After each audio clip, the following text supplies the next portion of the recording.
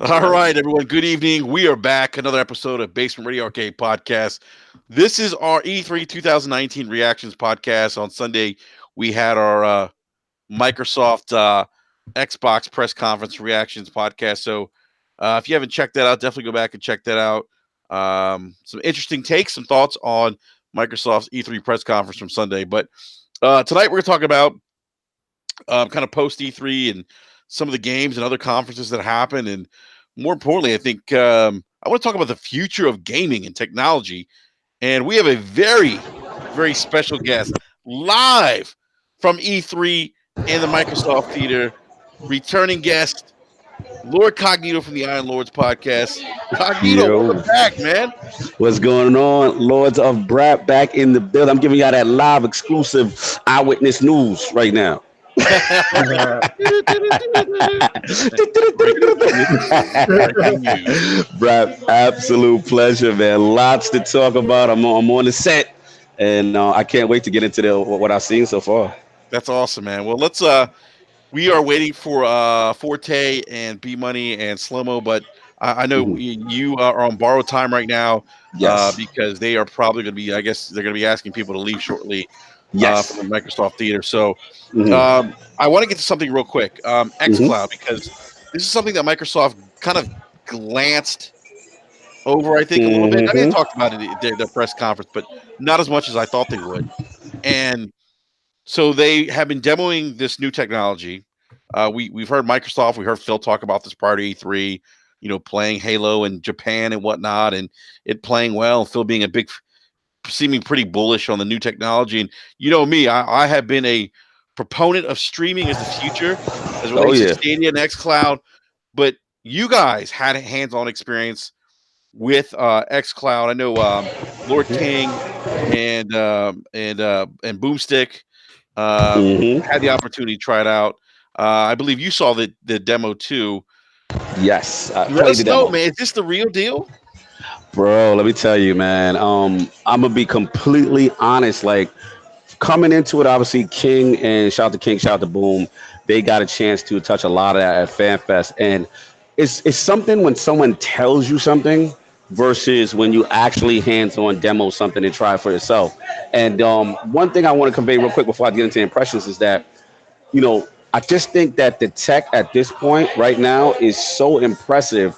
I'm actually mad at Microsoft because I'm like, man, like if people can experience this or if you guys demo this correctly, like you're gonna make people believers. And I'm a believer. I'm a brap. I am a believer. I got a chance. Shout out to Bill Stillwell. We actually touched a couple of games.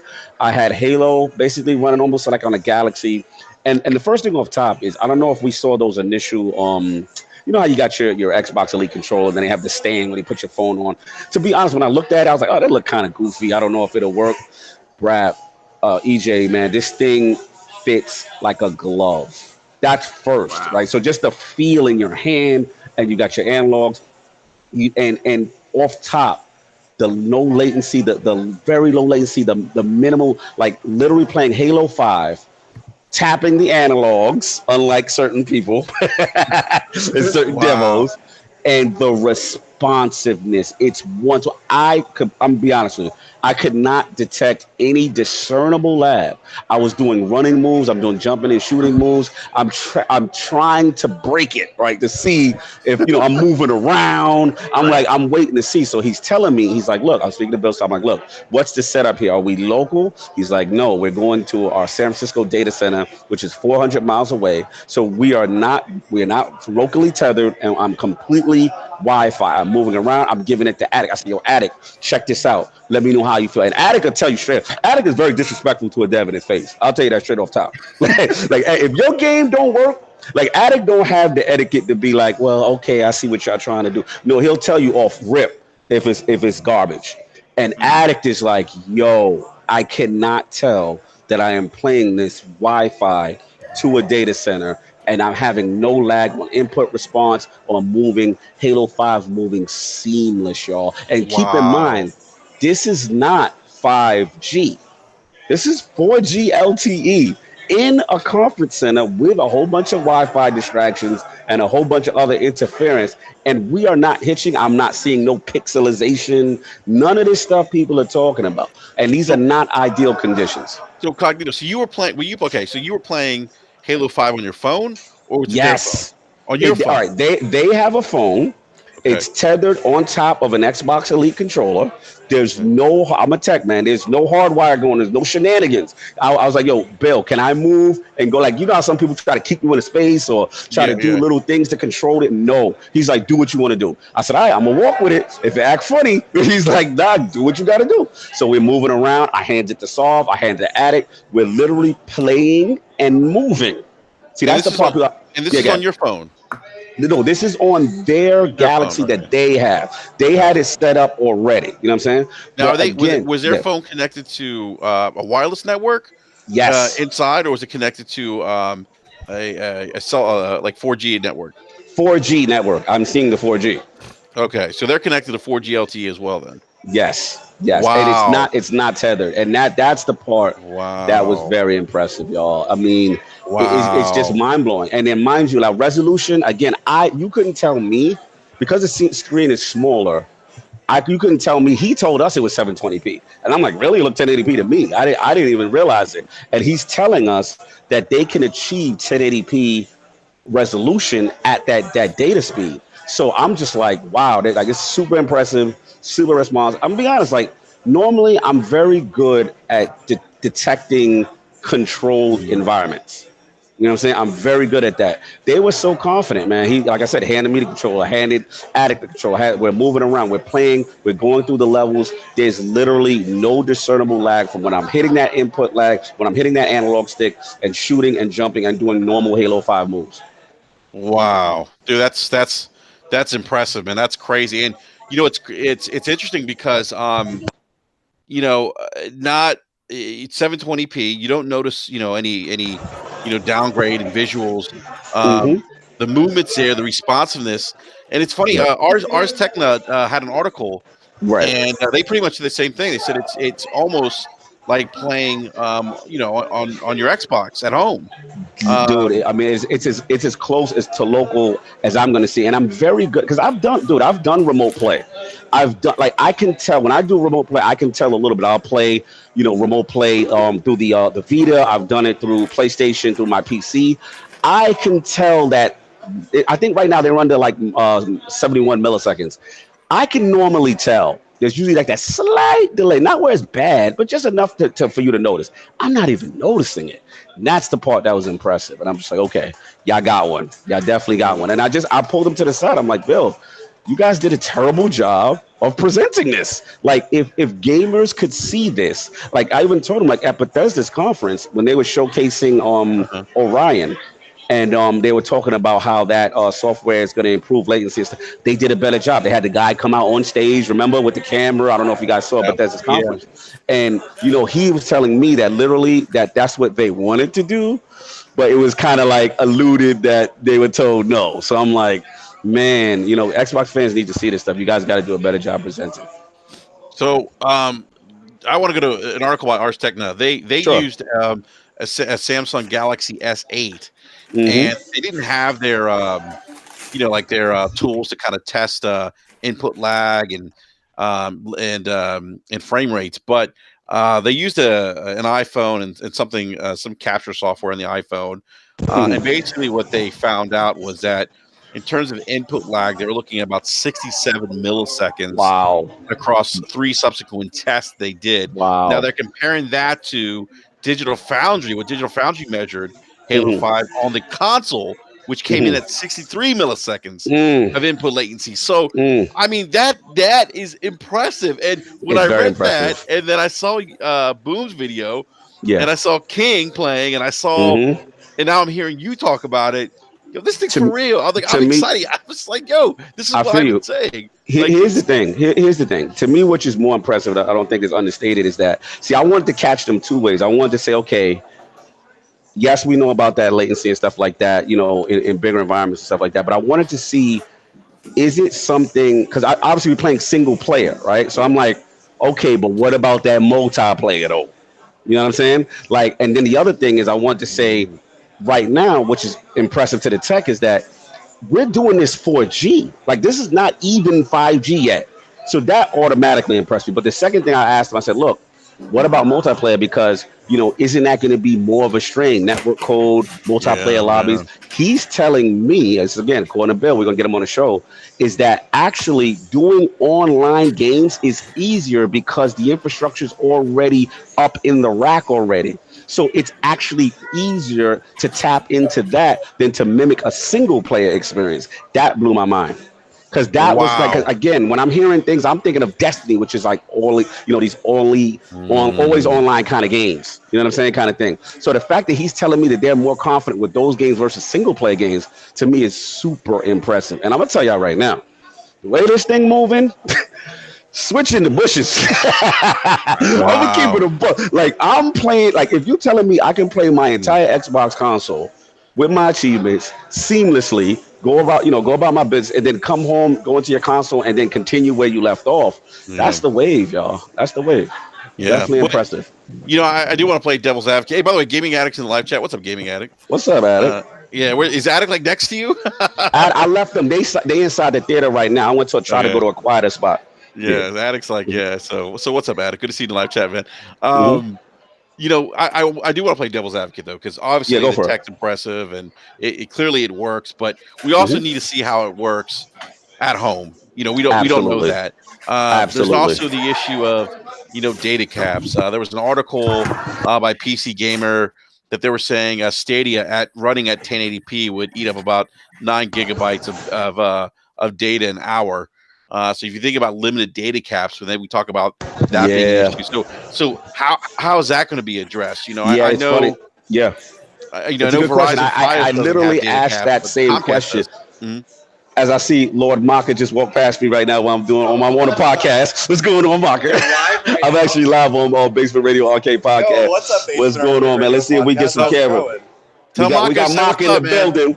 What's Tell going him What's on? up? What are you guys what's going talking on, about? We're Maka. talking about xCloud, basically the whole latency thing, and then real world conditions and stuff like that. So, what do you feel, Maka? What was your? Yo, xCloud is legit. It's real. Mhm, There's a delay, but it's mhm, not so bad that it's like impossible to play. mhm, I would say it's reasonable mhm. for what you're getting. Yeah, absolutely. Now, Like what games did you test? Because I did Halo 5. What'd I you did test? Forza 5. Ooh, I didn't test Did a that. little bit of racing. Mhm. Uh, Nice.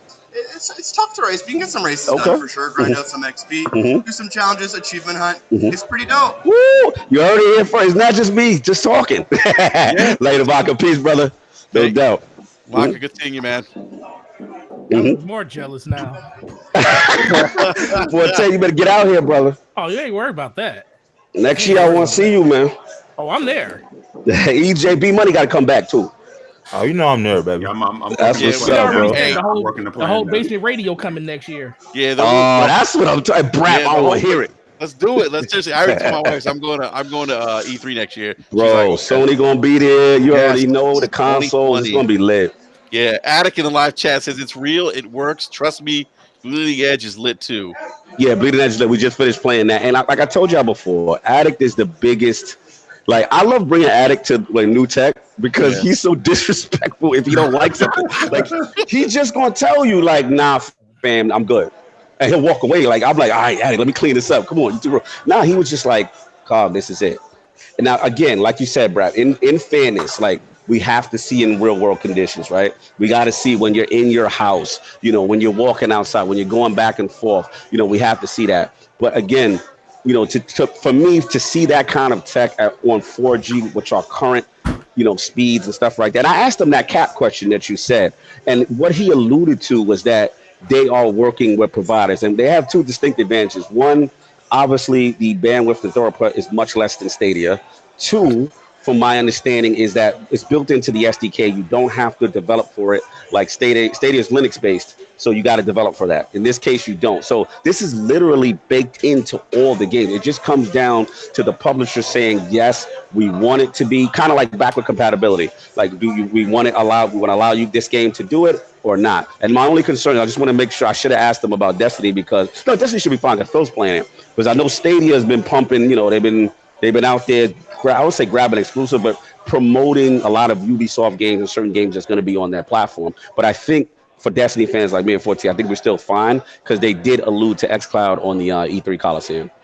Now, I don't think we're gonna have to really worry about data caps to an extent because Mhm. when you was just said what I was just thinking about them Mhm. partnering with some type of Mhm. cell phone provider or carrier to carry that, because you're pretty Right. much gonna be looking at something like how Netflix partnered with like T-Mobile, where you Yes. get T-Mobile service.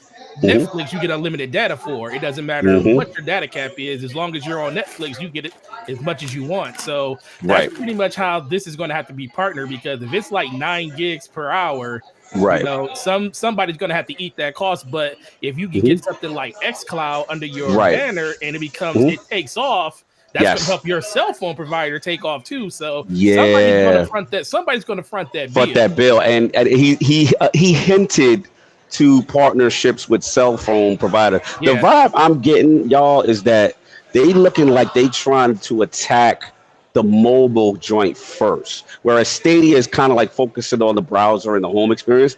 Like they're focusing on the app. The only thing that I roll my eyes a little is they are talking cost, and I'm like, fam, y'all gonna have to roll this into like Ultimate or something, one of Game these Pass subscription Ultimate. services. Yeah, like you can't. I'm not putting words in his mouth. You know what I'm saying? He did. He just hinted. He kept saying, a price or whatever it is. They're working pricing models and things of that nature. If that's the case, I would hope that this is either part of Xbox Live Gold, Xbox Live, Game Pass Ultimate. Because to ask someone a separate charge, people gonna roll their eyes if they do that. And I think that would be the wrong approach. That's just my opinion, though. Yeah, yeah, no, I Yeah. agree. I agree. Mhm. Well, it kind of makes sense that they're going after the cell phones. Yeah. The mobile market first. Distracted by OLEDs is more people using their cell phones after all. I think that makes sense. I know Yeah. T-Mobile is saying with their 5G no data caps. Hmm. Yeah, We no know that data caps. Verizon FiOS doesn't have data caps.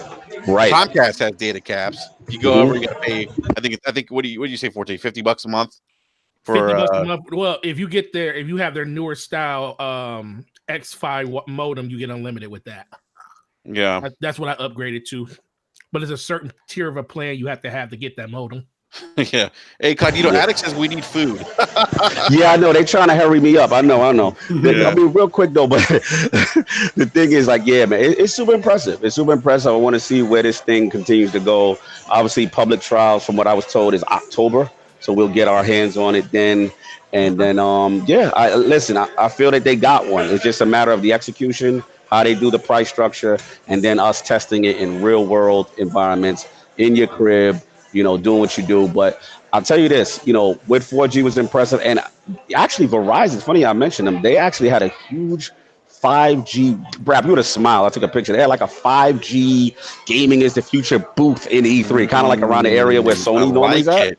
See? Verizon had their own segment and they're promoting 5G. So everyone's future proofing, they're gearing up for this Cognito, future. you must What's dub up? me Lord 5G.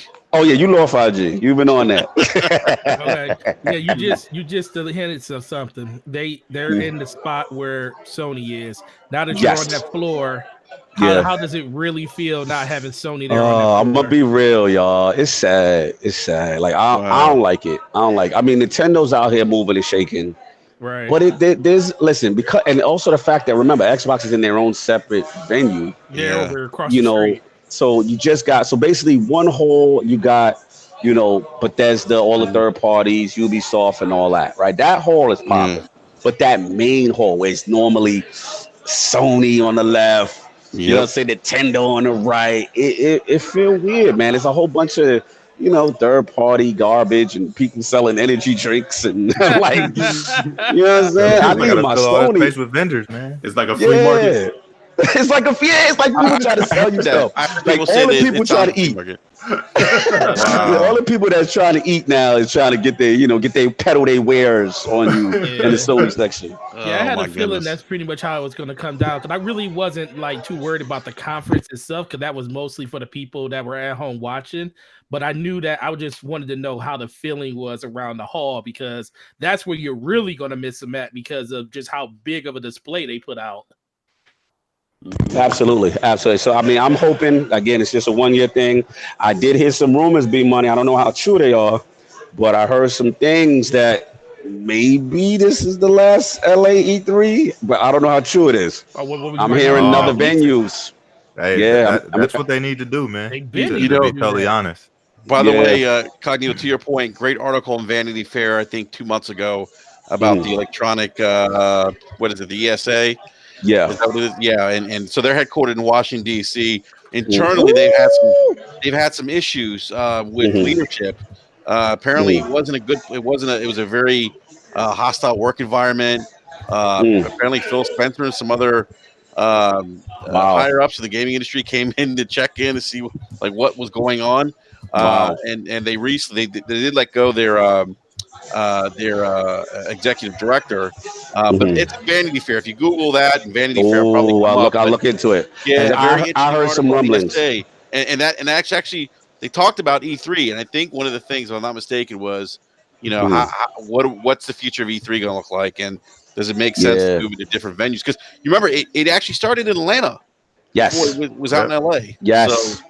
I heard some rumblings. I don't want to give up the sources, but No, you I'm good. also hearing Texas as an option. Oh, I'm now I'm Texas. hearing Texas. It, You know, it, I'm actually that's the one that's E3 been come up the most. Yeah. E3 should be treated like an all-star game.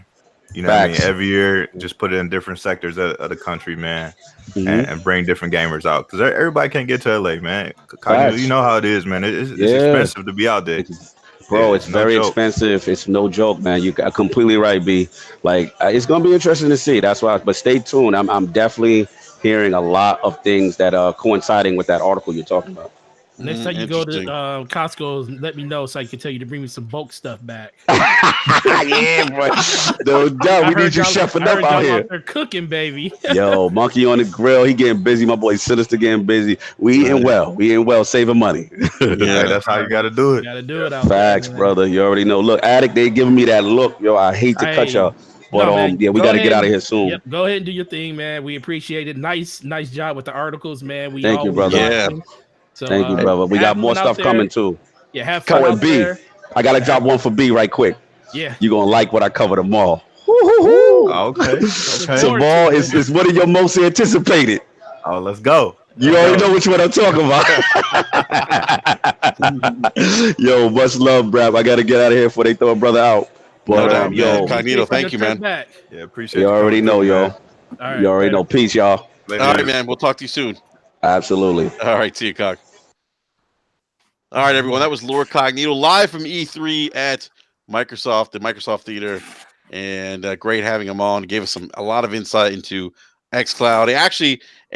He had Patrick Maka from Maka. Is it 90? I forget what it is. Mega 91 production. Maka 91 Productions. If you don't know who Patrick Maka is, follow him on Twitter. He actually puts together a lot of great tutorials, believe it or not, for a lot of games. So. Um, Guys, we were talking about xCloud. I know Forte and B, you guys jumped in kind of late. Have you guys seen these videos that Boom I and did. King have put out? I mean, I did. this is pretty impressive. What do you guys think? Man. Look, man, I trust. There's only so many people I trust in this community, and when they speak, I listen. Especially when they put up gameplay of them actually using it. I was really impressed by Kings, just because he was doing everything in his power to make sure that he was moving the controller in weird, awkward ways to make sure that we could actually see on camera that it was no delay, or if it was a delay, it was so minimal you felt like you were on a console. I'm just surprised, like Cog just said, that it's not even on 5G or on Wi-Fi. He said it's on 4G, and he looked at it, and I'm like, man, if that's the case, and we all know that 4G can be super spotty in some areas. I'm man, it will never be my main way to play games. I will never probably ever get rid of my Switch, but this is a really good thing to have, especially if you're one of those people that, even if you're just sitting somewhere, instead of just loading up, Candy Crush, you can actually run a race in Forza 5, like Maka said you can do. And man, just going after achievements when you're out and about and on the go. I mean, gaming is changing for the better. People are complaining about not wanting to have this future. This future is only going to take off if more people adopt it. But the biggest thing is I like that this is happening because we need some type of paradigm shift that's going to make gaming stand out even more than it has already. We're talking about $100 billion industry as it is now. But if they can pull this off and it's this good, you're talking about that 2 billion gamers that Phil Spencer wants to hit. You might hit more than that if this really takes off.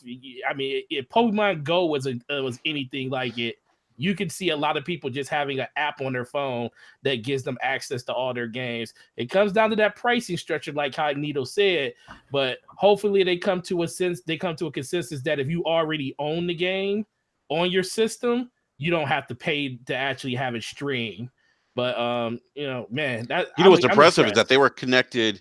They weren't connected to any local servers. The guy said that he's like, he said 300 miles away. Yeah, they're it's 400 miles away. Oh, and 400? Yeah, 400 miles away in San Francisco. Man. So I was like, oh, okay. I know you had, Brad, man. I know you had, because of all people, man, you've been singing that 5G, 4G praise. I know you up here having a ball. Well, it's funny because I remember we had David Jaffe on, and he was like, there are all these naysayers saying that Microsoft and Google can't do this. And I forget what David exactly said on the show, but he's kind of like, come on, guys, this is Microsoft and Google. If so they have some of the smartest minds. Yeah. You don't think they know how to do this? Like, you don't think that this is, feasible? They have technology that's not even out yet, And so, and he's right. He's like, I was like, yeah, you're right. And I do want to say something in regards to Stadia, because I feel like Stadia has been kind of quiet. Like, I haven't heard much in regards to anyone we know having access or having played Stadia. But Greg Miller of Kind of Funny tweeted out that he played Doom Eternal. He said Doom Eternal on Stadia ran can't talk today. Doom Eternal ran flawlessly on Stadia. He said it was a Chromebook, Ethernet, HDMI to TV. He did say picture quality didn't seem quite as sharp as PS4. He said some of that could be TV settings. He said, but definitely justified my founder's pre-order and made me more excited for this feature and its potential. So here we're talking about Doom Eternal, and Greg saying, hey, Doom Eternal ran flawlessly on Stadia. Oh man, people, this generation is this fad that people are calling it is gonna become the norm sooner or later. Well, it's like you said, Forte. It's like we need a paradigm shift. Like, we've been gaming a long time. I think all of us have been gaming for well over 2 decades, and I think we've seen those paradigm shifts. Like, oh yeah, we see. Like going from 2D to 3D. Yeah. Going from cartridges to CDs. Yep, going from standard definition to HD. It was all of every generation or every other generation, you should see a massive shift in technology. We didn't see that shift when Xbox 360 to Xbox One and PS4. It was a small shift. We got better looking graphics. We got hard drives, but we didn't see a shift in what game development was. We just saw bigger and better. That's all we got.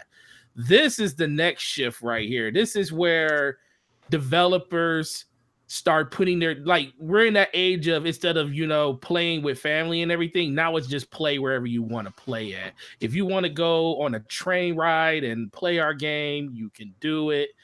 I just think people just don't want to accept stuff like this until it smacks them in the face. And that's basically what this is going to do. People are going to be looking up one day and they're going to see somebody at their house playing a game on their cell phone. Yes. That they're playing on their system. And he's going to be like, let me see that. And when they get a chance to try it for themselves, they're going to be eating those words, because man, if they're that confident, and like I said, it's early, the tech is brand new. We don't know what to expect when we get it home, but I can tell you this isn't the first time this tech was made. Online did this 10, 15 years ago. And guess what? Well, not 15 years ago, 10 years ago. So this tech has already been out there. You don't think Google, Amazon, Microsoft, got a hold of that tech to see what was ticking to make it work so they could refine it over the last 10 years to get where we are now, especially since, yes, the American infrastructure sucks when it comes to internet. But guess what? Actually, by the way, it's a lot better than it was back then. Average download speeds in the US right now are 92 megabytes per second. Oh, well, man, kick rocks, man. Yeah, if that's the case, man, this is the future. Because I get over 200, over 300 almost, and dude, average is 90. 14. I'm getting 250 meg downloads wireless on my Xbox right now. Wirelessly, yeah, 350 plus on a wire. Oh my god, I'm sorry. I'm just see. I love these paradigm shifts because I've been gaming for like ever, and I've seen the impact of these paradigm shifts to the industry, and that's why I get excited. Like you talked, Forte, you brought up a great point. You talked about the infrastructure. This is the first time that that this has been tried. Same thing for online gaming. Like online gaming was predominantly on PC, and then it came to Dreamcast. Yeah, but look, it was really only perfected, I think, up until last console generation. Look, man, party chat sucked on an original Xbox. My god, it worked, but it didn't work. People would lag out. Yep, you would lag out. You had to change. You had to go in and change and that on the system every 20 minutes to make sure you could be in a party with people. You had to forward ports. Yep, you had to port forward and stuff. You don't have to do none of that stuff. You had to be a help desk technician, man. Yeah, exactly. So the fact that that's why I always tell people the features you see now are the features of tomorrow. Features that they roll out in the near future are going to be the things that your kids and maybe you as an older person are going to appreciate even more. I'm sorry. People keep saying, I want a game on the physical console. If that is the way of the future, then that's the way of the future. But guess what? Human beings are lazy creatures. I am sorry. We are the most laziest people on the planet. And if you give us an option that isn't going to be a complete disaster and we can still play the games we want to play, they're going to do it. Why would people go out of their way to get less money why would you go out of your way to buy a digital game knowing that you don't get any money for that digital game if you want to get rid of it? But guess what? It became more of a hassle to walk into a brick and mortar store to buy a game. That's why people pretty much just giving up on physical media at that point. Same thing's going to happen with this. Yeah. Forte, I say it's a great point because the previous console generation, when Microsoft was teetering on digital distribution, there were those chants at E3 where people did not want the option of buying games digitally on a digital store. So what do? They came out with things like Xbox Live Arcade, to try to get people used to the idea of buying. And now what happened? You're right. People got lazy. You know what? Fuck this. Why? I don't want to go to GameStop. No offense, Forte. Oh no, I mean, brother, I don't want to go to GameStop. Because I want the luxury of having this game. Day one, I don't have to worry about pre-ordering and getting my copy. It's going to be there at midnight, and I'm ready to go. And guess what? Look at this. We all got games on our system right now that our backlogs are ridiculously long. But guess what? If we would have had physical media, most of these games we would have sold. We would have been able to play more newer games because we would have got rid of our older games. But guess what? People don't want to do that because we're lazy. This is the next step in making us even more lazier. You ain't even got to go out and buy the system anymore. Man, McDonald's has proved that humans are lazy. This is what this conversation is about. Again, this is about cloud. Again. Yes. Hey, Slow-Mo, it's going to happen. I know it's going to happen. I know, Slow-Mo. I'm sorry. I hate to say it, but I'm sorry. I know it's going to happen. Can we just enjoy having physical hardware for a little while? The Slow-Mo, you know me. I want us to always have physical hardware. I don't want to have to. I already am in the process of looking for another job because I see the writing on the wall. It's get out while the getting is good, honestly. But I can't lie to myself and say that this isn't going to be. This is going to happen faster than most people think. I don't know about that because it's not. I don't think it's going to happen as quickly as people think. Not because Microsoft or Amazon or Google don't have the technology to make it work in the the optimal settings. Yeah. But it's not going to work because the network infrastructure of this country and a lot of countries is just trash. Well, he It's just said that it's 95% in America alone for download. No, speed. not 92 No. megs. The 92 average 92 download megs per speeds in the second. US right now is 92 megs. Yeah, but how many of those people have data caps? Well, I mean Well- that's the thing. So you missed this, Limo. We had Cognito on, and Cognito was talking to I forget his name, the guy behind xCloud at Microsoft, and he alluded that they are working with ISPs to address data caps.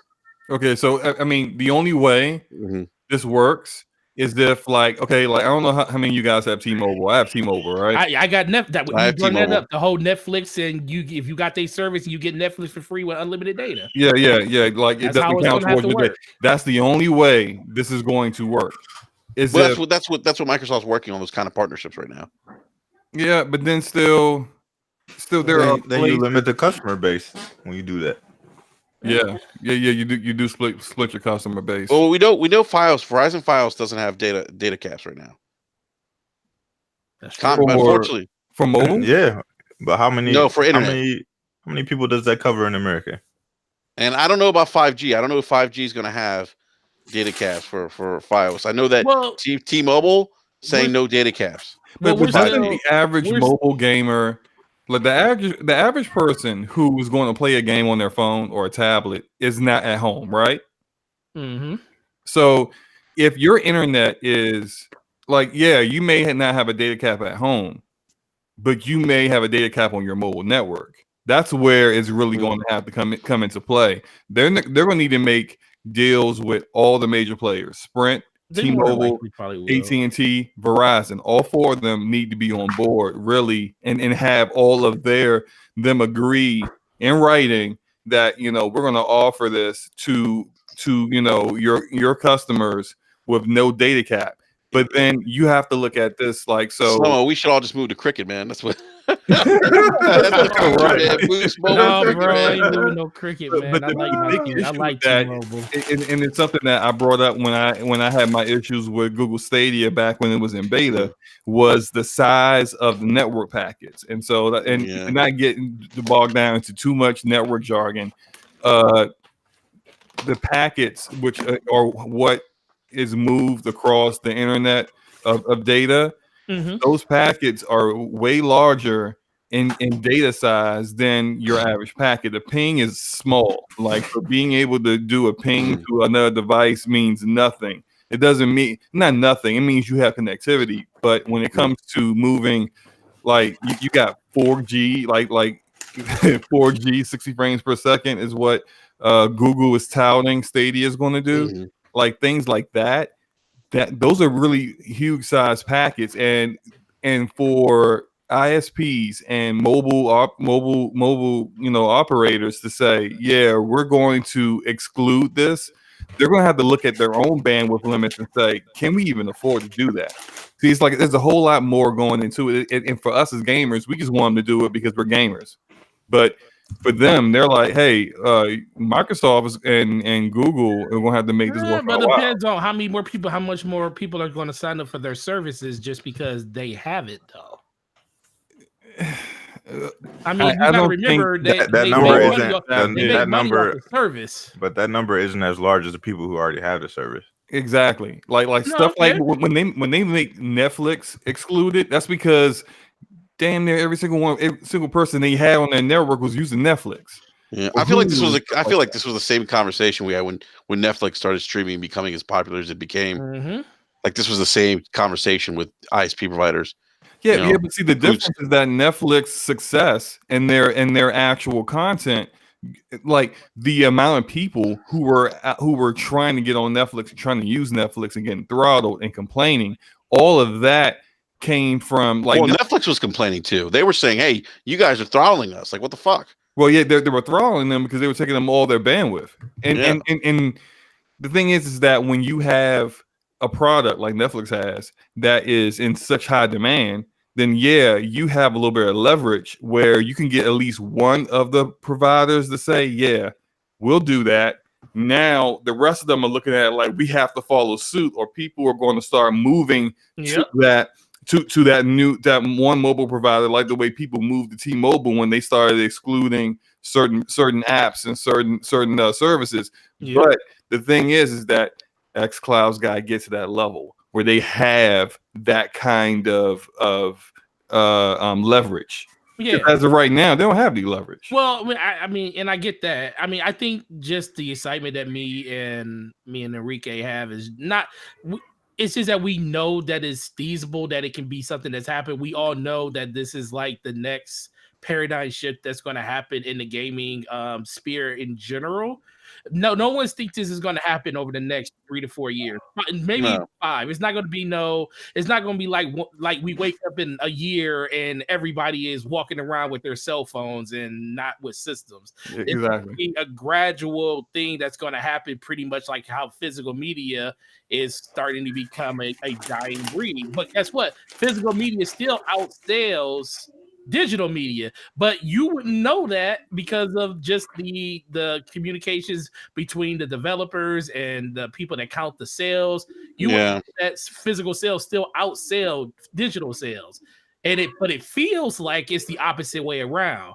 And once it starts feeling like that, that's when you'll start seeing more and more push towards it being a digital platform when it comes for streaming and stuff. Yeah. I mean, those percentages tilt every year. It gets higher and higher for digital. It gets higher every year. And but this is the thing: it's word of mouth. The more and more people try it, and the more people that they hand that phone to, and they see that it's seamless and everything like that, and they start telling their friends that, hey man, you don't even got to buy an Xbox, or you ain't even got to buy a PlayStation. You could play all your games right here, and here, check this game out in here and see how it plays. Do you think you rather play like this or pay $500 and go get a system? And if it's seamless and they're not getting any input lag, and the data caps aren't a problem, people are going to do it. Now, that's a lot of stuff that needs to happen, but we're talking about 10 years from now, that's what we're going to end up seeing. You know, our kids are going to enjoy this. Your kids, instead of, sitting in front of a console or doing anything, they might be riding in a car playing Gears of War 15. You never know what could happen in 10 years. Please no. Yeah, that's when Gears of War 15. What in the world would Gears of War 15 look like? I mean, it might look like he's dragging Marcus Phoenix old behind out there. He doesn't have any hair left. He got a frozen animation head like Mimir is hanging off. You know what? What's the best? Yeah, they probably have Frozen will be coming out of the Disney vault for like the 15th time, because they lock stuff away every few years. But I tell you what, in 10 years from now, we will see Sony having a cloud-based digital platform. We will see it from Xbox.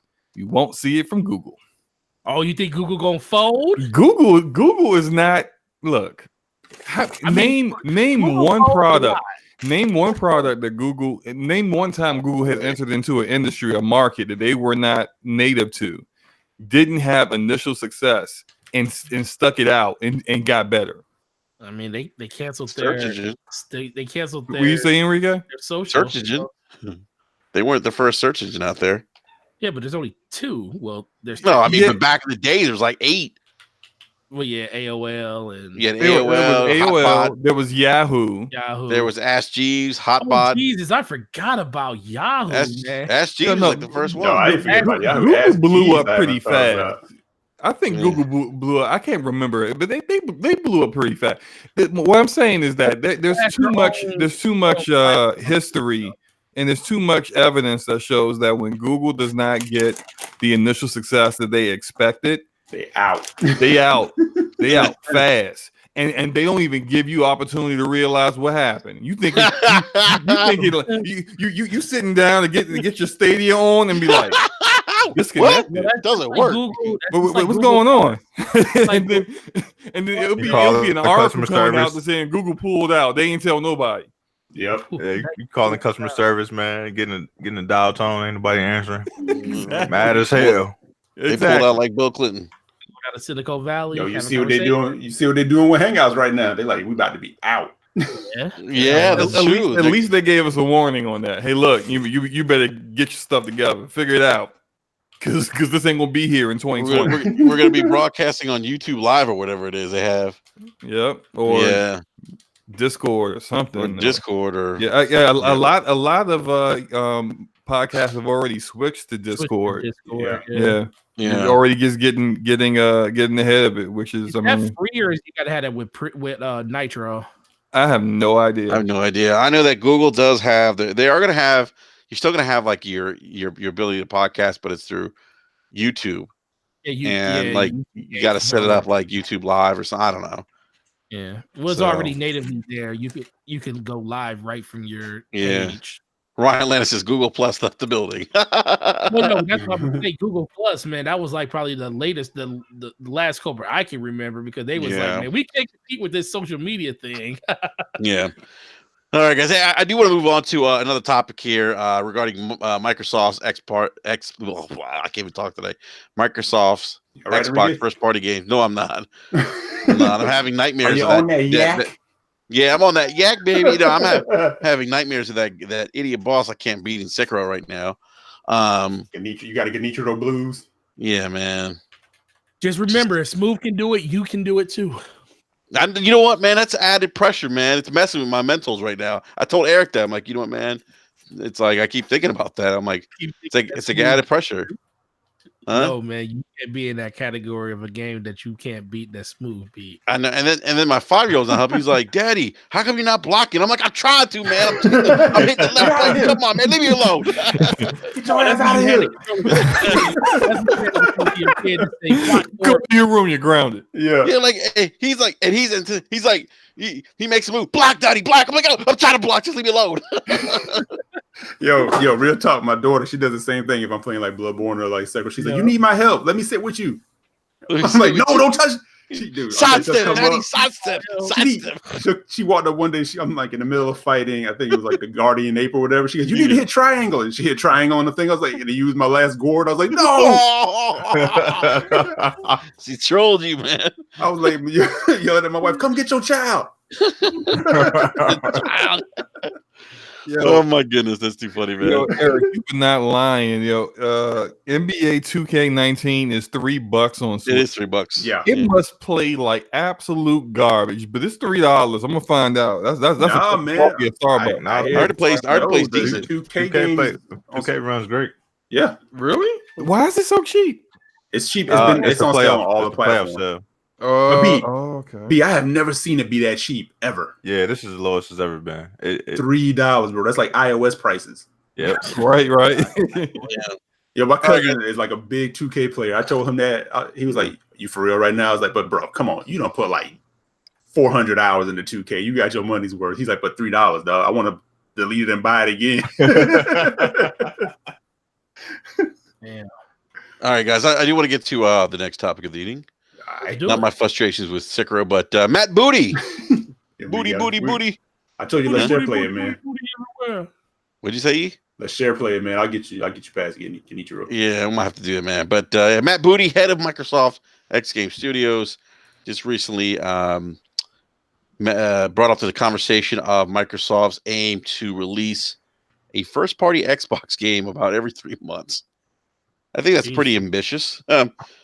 He's saying if you got a game a quarter and you're taking 2 to 3 years, you can kind of back into the math and say, well, wow, you probably need somewhere between 10 and 12 studios. So they're about that right now. But what was interesting is that was it the initial, like, wasn't it? What did they say?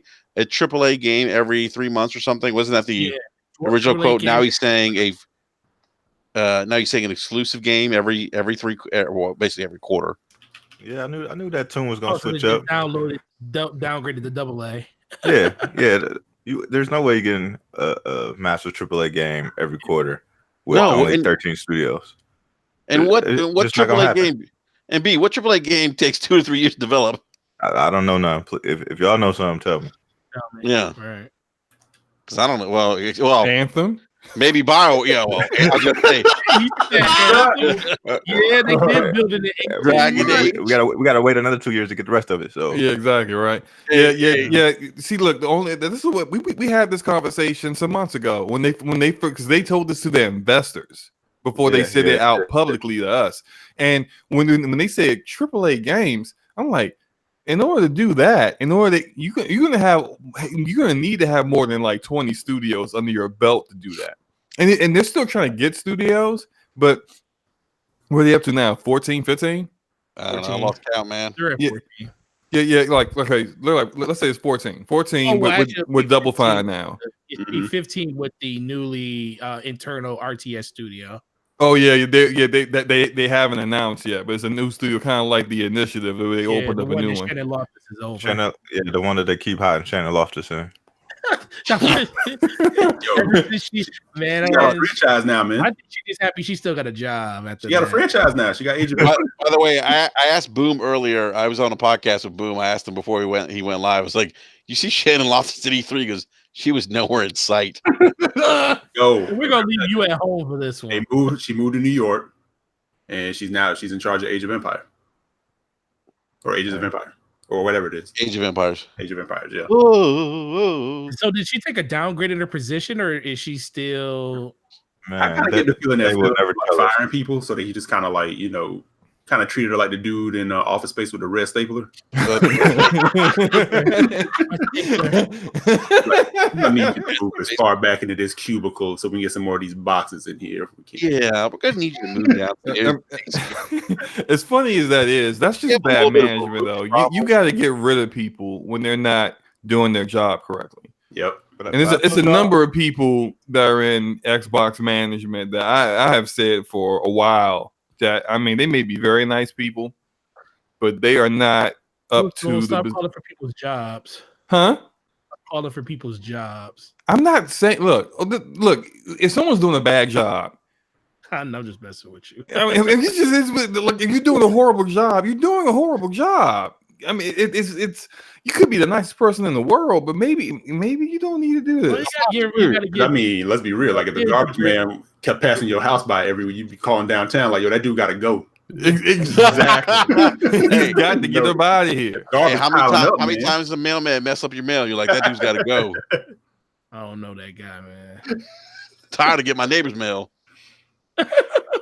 But yeah, it's like my Playboys, honey. It's like every time I come to you say where's my plate? Like I order no fries. No, I said that's not my Playboys, honey. Oh. But I think they mentioned how studios are the size of like 50 to 100 employees, and then you look at like some of these studios like Ninja Theory, Undead Labs is about the same size as Ninja Theory was when they got purchased. I don't know where Compulsion is, but Compulsion when they got purchased was as small as Undead Labs was.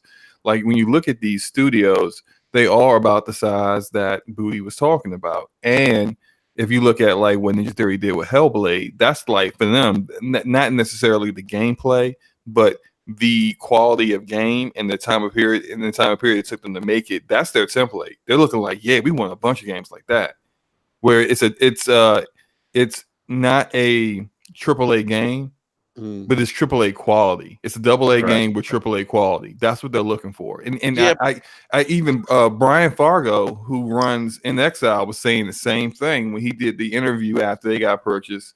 After XO, he did an interview with Eurogamer, and he was like, he takes offense when people act like, like AA is nothing. And he's like, we don't want to be a AAA developer. Our games don't need to be AAA. We do isometric RPGs. Like we don't need to be a AAA. That's a waste of resources and money. Right. He was like, and he said that AA. People look at AA as all the same, but AA can, like, the budget of a AA game could be $5 million or it could be $25 million. Like you just don't know, and like those, like you don't need to have a AAA game all the time. Now that said, Xbox needs to get AAA studios too, because can't just Man, rely. we don't play Gears 15 in a couple years. That's exactly what you cannot have. Halo, Gears, and Forza be the only AAA games that you have under your belt. The Psychonauts, you got Double Fine is a great dev. You got all these other great developers, but Obsidian has done AAA games before. I expect more from them. Period. Like I expect them to do AAA games from now on. Well, I want to go back to Matt Booty's point because he's saying, first party games every 3 months, and he finishes off saying, we'd love to be feeding a high quality game into Game Pass every 3 months. So I think this goes back to what you were saying, Slow-Mo, AA games, and then this all this tying into Game Pass, which to me ultimately was the message I took out of E3 from Microsoft that Game Pass is their future. That's where they're heading, and so what he's saying here makes sense. If they can get those kind of games in every 3 months, but then my concern is, I don't want Game Pass to become this place for shovelware either. Where they're pumping out games for the sake of pumping out games. Can't have one without the other, though. So you think regardless there'll be? Oh, you're gonna get shovelware just because if it turns into the service we want it to turn into, it's gonna have shovelware.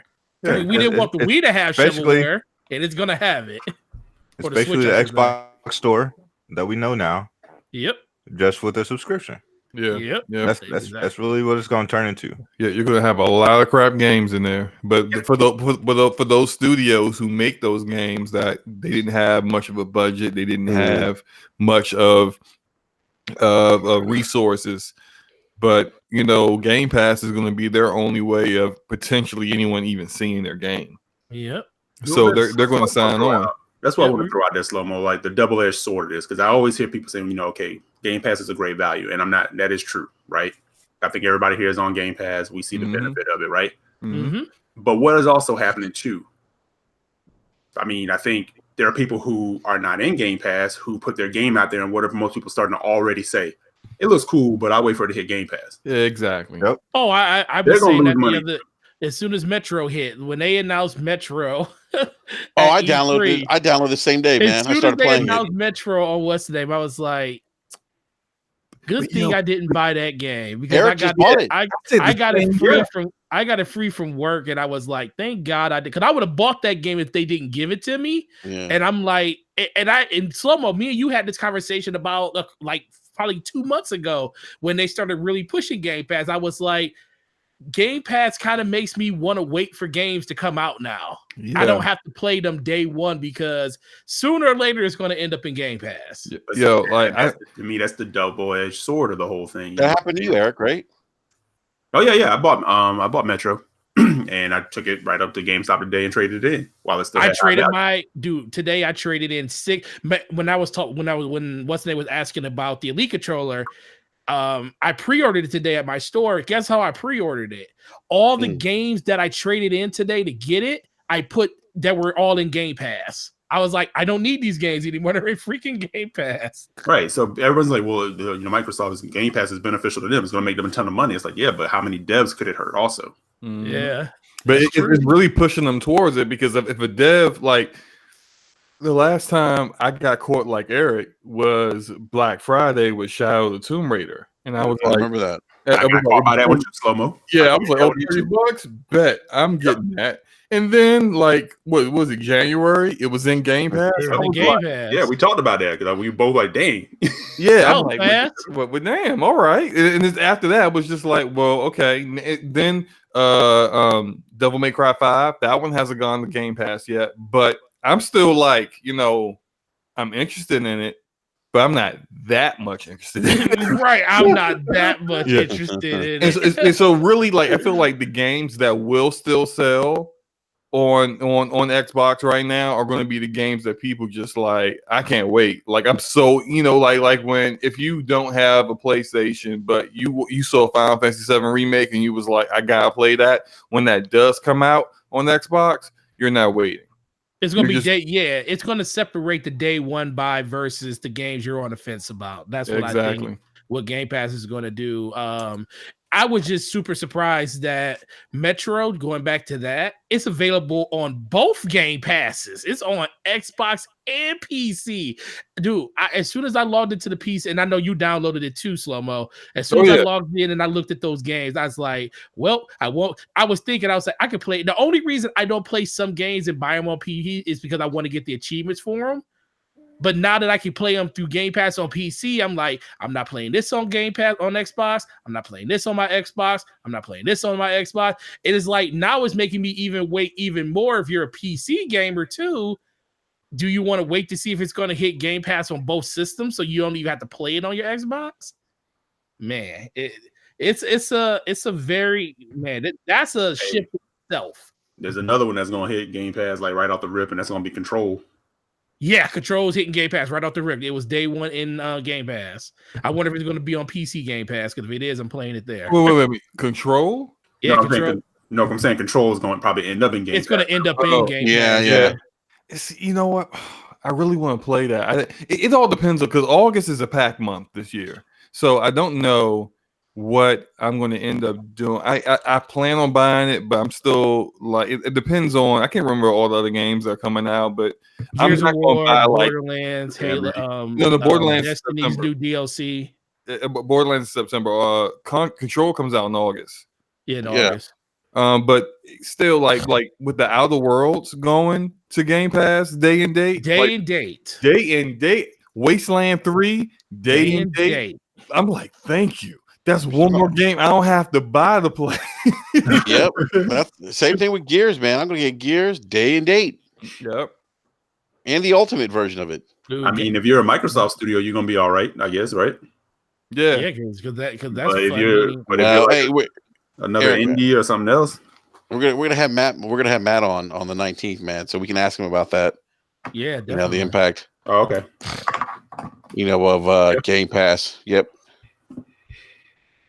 So, but yeah, this I do want to get to some other E3 related topics. We had Nintendo's conference yesterday. What do you guys think of Nintendo's conference? I didn't catch the whole thing. I caught like the second half of it. Real quick, I'll say the two games that really stood out for me the most. A new Panzer Dragoon. Yep. Which kind of surprised me that like not really new. It's a remake. Well, it's a remake. Yeah. It's new to Is it it's a reboot? Is it a reboot or remake? Remake. Remake. Yeah. Which I'm surprised that like Microsoft didn't get that either. It's a remake of the original Panzer that came out on the Saturn. On the Saturn. Yeah. And then Witcher 3 on actually 3 games. Witcher 3 on Switch, and then for me the other one was the Breath of the Wild sequel. Yep. Great. Man, oh shit, there's one more game actually. Legend of Zelda. Link's Awakening. Man, that game looks so fire. Yeah. So that and what was? Yeah, you already said Luigi's Mansion, Astral Chain. Astral Chain looked awesome. Yeah, Astral Chain's looking fire. I mean, you already saw Astral Chain. Like all the games, for me, Nintendo's Direct was so. It was just okay because all the games that I'm interested in that they showed, I'd already seen. Astral Chain, Fire Emblem 3 Houses, Marvel Ultimate Alliance 3. I can't think of anything else that was like new that I was like, oh, okay, yeah, I want to get that. Everything else, I was like, I mean, that's just because for me, I don't care about Nintendo's first party IP. They don't do anything for me. So Luigi Mansion, I was like, oh, they finally dropped Animal Crossing. Animal Crossing. Ooh. Isn't that delayed though till 2020? Yeah. Yeah, I think so. Did you just say Animal Crossing? Ooh. All that stuff does nothing to me. Like, dude, Animal Crossing is very popular. I know it is. I see people on Twitter losing their mind. Yeah, I've never been a fan of it, but right. Okay. Okay. What's next? Can we get to the next trailer? Let's move it along. But I mean, it's they cater to their audience, and they know what their audience wants to see. And everyone who's a Nintendo fanboy was poking out of their shorts. After that Direct for the rest of the day. So I mean, it works for them, but just for me, it was just like, okay, same 3 games. I know I planned on getting anyway, so I'm good. Right. I don't know, man. The Banjo Kazooie reveal was just. I mean, we'd already knew about it, so it kind of wasn't like that big a deal when we finally saw it. You know. Yeah. Plus, I can think of a lot of characters I would much rather see in there over Banjo and Kazooie. True. Man, you know what? I got like I went on Twitter and was just like, when I saw that tweet from Rare where they said, "Yeah, I saw that tweet you put out." Yeah, I had to respond to that nonsense too. Audacity, of you to say you asked and we listened. What? Yes, that was ridiculous. B, what did you respond? What was your response to them? I said I've been asking for Banjo for 5 years. Where the hell is it? Right. No response. See, this is the thing I don't. And everybody's like, oh, you know, Xbox gets no fanfare. I'm like, the only fanfare we're gonna get is knowing that we're gonna get Gears, we're gonna get Forza, and we're gonna get Halo, and that's it. Microsoft will never dig in the bag and never have that moment. Even though like Final Fantasy VII Remake is not like a PlayStation game. When Sony showed that game at E3, that was a moment. You know what I mean? Like that totally erupted. You know what I mean? That whole E3. And then when you know the Square shows it again this year, and you know what I mean, fleshes it out and shows gameplay and everything, like that was a moment. You know what I mean? That was huge for them. That's my game of the show. That is my game of the show. Oh my God. If you just look at some of the recorded reactions of when Banjo was finally announced for Smash, that was a moment for Nintendo guys. And Microsoft they don't understand how to capture that moment because they haven't done it not once that I could think of. Like we've been playing the same franchises for 10 to 15 years. You know what I mean? So like, yes, it's cool to see like the next Halo or like the next Gears or like the next Forza, whatever the expansion is going to be. But we've been playing those games for forever.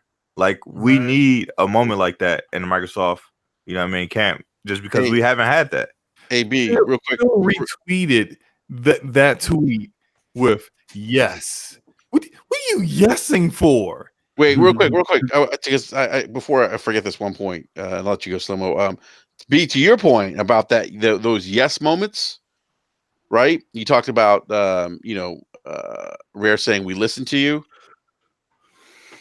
And then I'm thinking about first we hear about Banjo on Switch, and then we hear in the same conference we hear about Banjo on Switch, and we hear about Panzer Dragoon on Switch, and I'm like, that was on Xbox too, the OG Xbox. Yep. And that was and Panzer Dragoon Orta was actually a really good game on the OG Xbox. And you know what's even crazier though is that there's listings for a Banjo-Kazooie game on Switch, like not expansion. An actual game. Oh my God! So, if in 2020 they announce a Banjo game for Switch, and it's not on Xbox, we got a fucking problem. And the IP is owned by Microsoft. You have I'm telling you, like. Look, man, I tried to tell y'all. I enjoyed the conference, but they didn't. They gave me no reason to go out and buy another system. That conference was trash, man. And unfortunately, what I was going to say too is, you know, like there were so many moments that, like you guys have mentioned, right? So many wild moments from other conferences, right? Yeah. Microsoft has this thing about going to the same party every week where the same 3 people are there. Yep. Right. And thinking that they're having a good time. And again, that love letter at the end to their certain fan base with another console. Here you are again. You've not given any. We let you slide with the X where you didn't really give any first party reason to own this console. And here you go again. You're ready to talk about another piece of hardware that you want to ask more people, ask more money for without having shown any reason to own it. Yep. Not getting me this time. No, you're not getting me. But what pisses me off is all these fanboys who keep saying, well, next year, wait till next year. Now they're all shifting to the cloud now. Oh, yeah. Nobody's console came out to say consoles aren't really waking. So now consoles are none. Nobody's even talking console now. Everybody's moving on to the cloud. Yo, how about the people that are going around and on Twitter when people are complaining about no Gears 5 gameplay, saying, "Oh, well, they didn't want to bore you with the gameplay." Oh my! I saw that. Come on, get every one of them people the fuck out of here who was saying that. I'm done. And I told Enrique this the other day. With gameplay, right? That makes no sense to me. Yeah. But I told Enrique this. I'm not entertaining on Twitter anymore. If I say something, somebody jumping in trying to like, talk me down, and I'm not entertaining it anymore because at this point, I'm not saying you can't be an Xbox fan. You can be an Xbox fan. But if you're a fanboy and this and that, the only thing to me that you rep is an ecosystem. You prefer an ecosystem at this point. That's it. So you have no reason to jump in and try to war with me and try to battle and try to tell me I'm wrong and this and this and that. Like, I'm seeing like so shady out there today, acting the damn fool and this and that, and it's like, stop it. Let's not mention names, guys. Well, I'm just saying. Look, man, I'm just saying. That's why after E3 is over, we had our show. I was obligated to give a score because we all gave scores to the show. But that's why you didn't see me. That's why you ain't see me on Twitter saying this and that and blah blah blah is the best thing ever. I took my butt to bed. I woke up the next day. I made sure that what I was going to say was the thing I actually meant. And I put a novel on Twitter saying exactly how I felt. I saw that. Yeah. And dude, I like people keep saying, well, you're not an Xbox fan, bro. It's never been about being an Xbox fan for me. I enjoy the ecosystem, the platform that Xbox gives me. If this platform could be on PlayStation and I could take all these fine gentlemen with me, I would be happy as I would be as high as a kite. I don't care what the system is. It's the ecosystem that does it for me. Yeah, Forte. Speaking of fine gentlemen, we have a fine gentleman who just joined the panel. Uh-oh. Doom, what's going on, man? What's going on, everybody? All the way from Los Angeles, California. Yes, sir. Yeah, we actually had Cognito on for like a couple minutes. He was I guess he's still at the or was at the Microsoft Theater. And Maka actually joined in for like a minute to talk about xCloud. So yeah, same funny man, same reaction you had with xCloud. Cognito shared the same feelings, man. So I'm looking forward to October, man, to trying this out. So you know what? Like I said, it's surreal. It's surreal because you're seeing an Xbox game in front of you. And like, I'm not a mobile gamer, right? I've had the Vita, I've had the Game Boy, every version of the Game Boy you could possibly imagine. But seeing that screen run like that, seeing the game run like that in the palm of your hands, it's mind blowing. Wow. Yeah, I can't wait to try it out, man. I do. We were talking about someone mentioned Final Fantasy VII earlier, and I want to get to Square Enix's conference because actually I think of all the conferences that I watched, I think Square Enix is probably my favorite. Yeah, and it probably has to do with a lot of the nostalgia factor with Final Fantasy, not just 7, but 8. But 8. I was like, oh my god! I was like, what? I couldn't believe it. I was like, this is happening. I lost it when I saw 8. I was like, because one, I thought it was impossible because they said they lost the code for half the game. I'm right back, guys. Yeah, bro. And I was just like, man, I'm like, that means it's never going to, because that's the reason why you never saw it on mobile, because like almost all of Final Fantasy has been ported to mobile games over the years, even Final Fantasy VII. And so when 8 has never been there, and that's always been the answer from Square. The developers of Final Fantasy VIII were also the same developers that were creating Final Fantasy The Spirits Within, that movie that bombed. They were doing both at the same time, and they just made a mistake, and they just didn't save and archive all the code for Final Fantasy VIII. So I just thought like it's just never going to happen, and then it showed up. I mean, like, I guess they just worked on it, just recreated everything from scratch. I'm like, yes. Hey man, it prints money, man. Why not? I always wonder why companies don't rehash franchises or games that print money for them. Yo, Final Fantasy VII Remake combat. It's going to print money. It's perfect. It's like the perfect blend. Did you see the fan reaction to the trailer though? I mean, dude, I almost nerded out looking at it. I was like, I cried when I got teary-eyed when I saw Aerith. I'm not gonna lie. Yeah, it was amazing. I got choked up. I got emotions, man. I'm not even making that up. I got emotions. I saw a tweet earlier that said the pre-order numbers for both Cyberpunk and Final Fantasy VII are already ridiculous. Yeah. I'm not surprised at all because both of those games are going to be amazing. Yeah, They have the perfect blend of. They did the materia system perfectly in a modern game, and that plus the way the combat flows and having it still tie into the summons and like I said, the materia system and all and you saw the limit breaks, you saw Braver. I was like, yes, Yeah. like this is exactly how I pictured a modern day Final Fantasy VII being. It's like they just literally pulled the image, the fantasy out of my brain and just made it happen. And I'm overjoyed. I can't wait. I'm sorry. I am for the Xbox guys out there that think, no, I'm not waiting. I don't care when. If it was a 1 month delay for it to come out on Xbox, I'm still getting it on PlayStation because I'm not waiting. Sorry. Yeah, yeah. I'm getting on PlayStation, and it's so they're actually.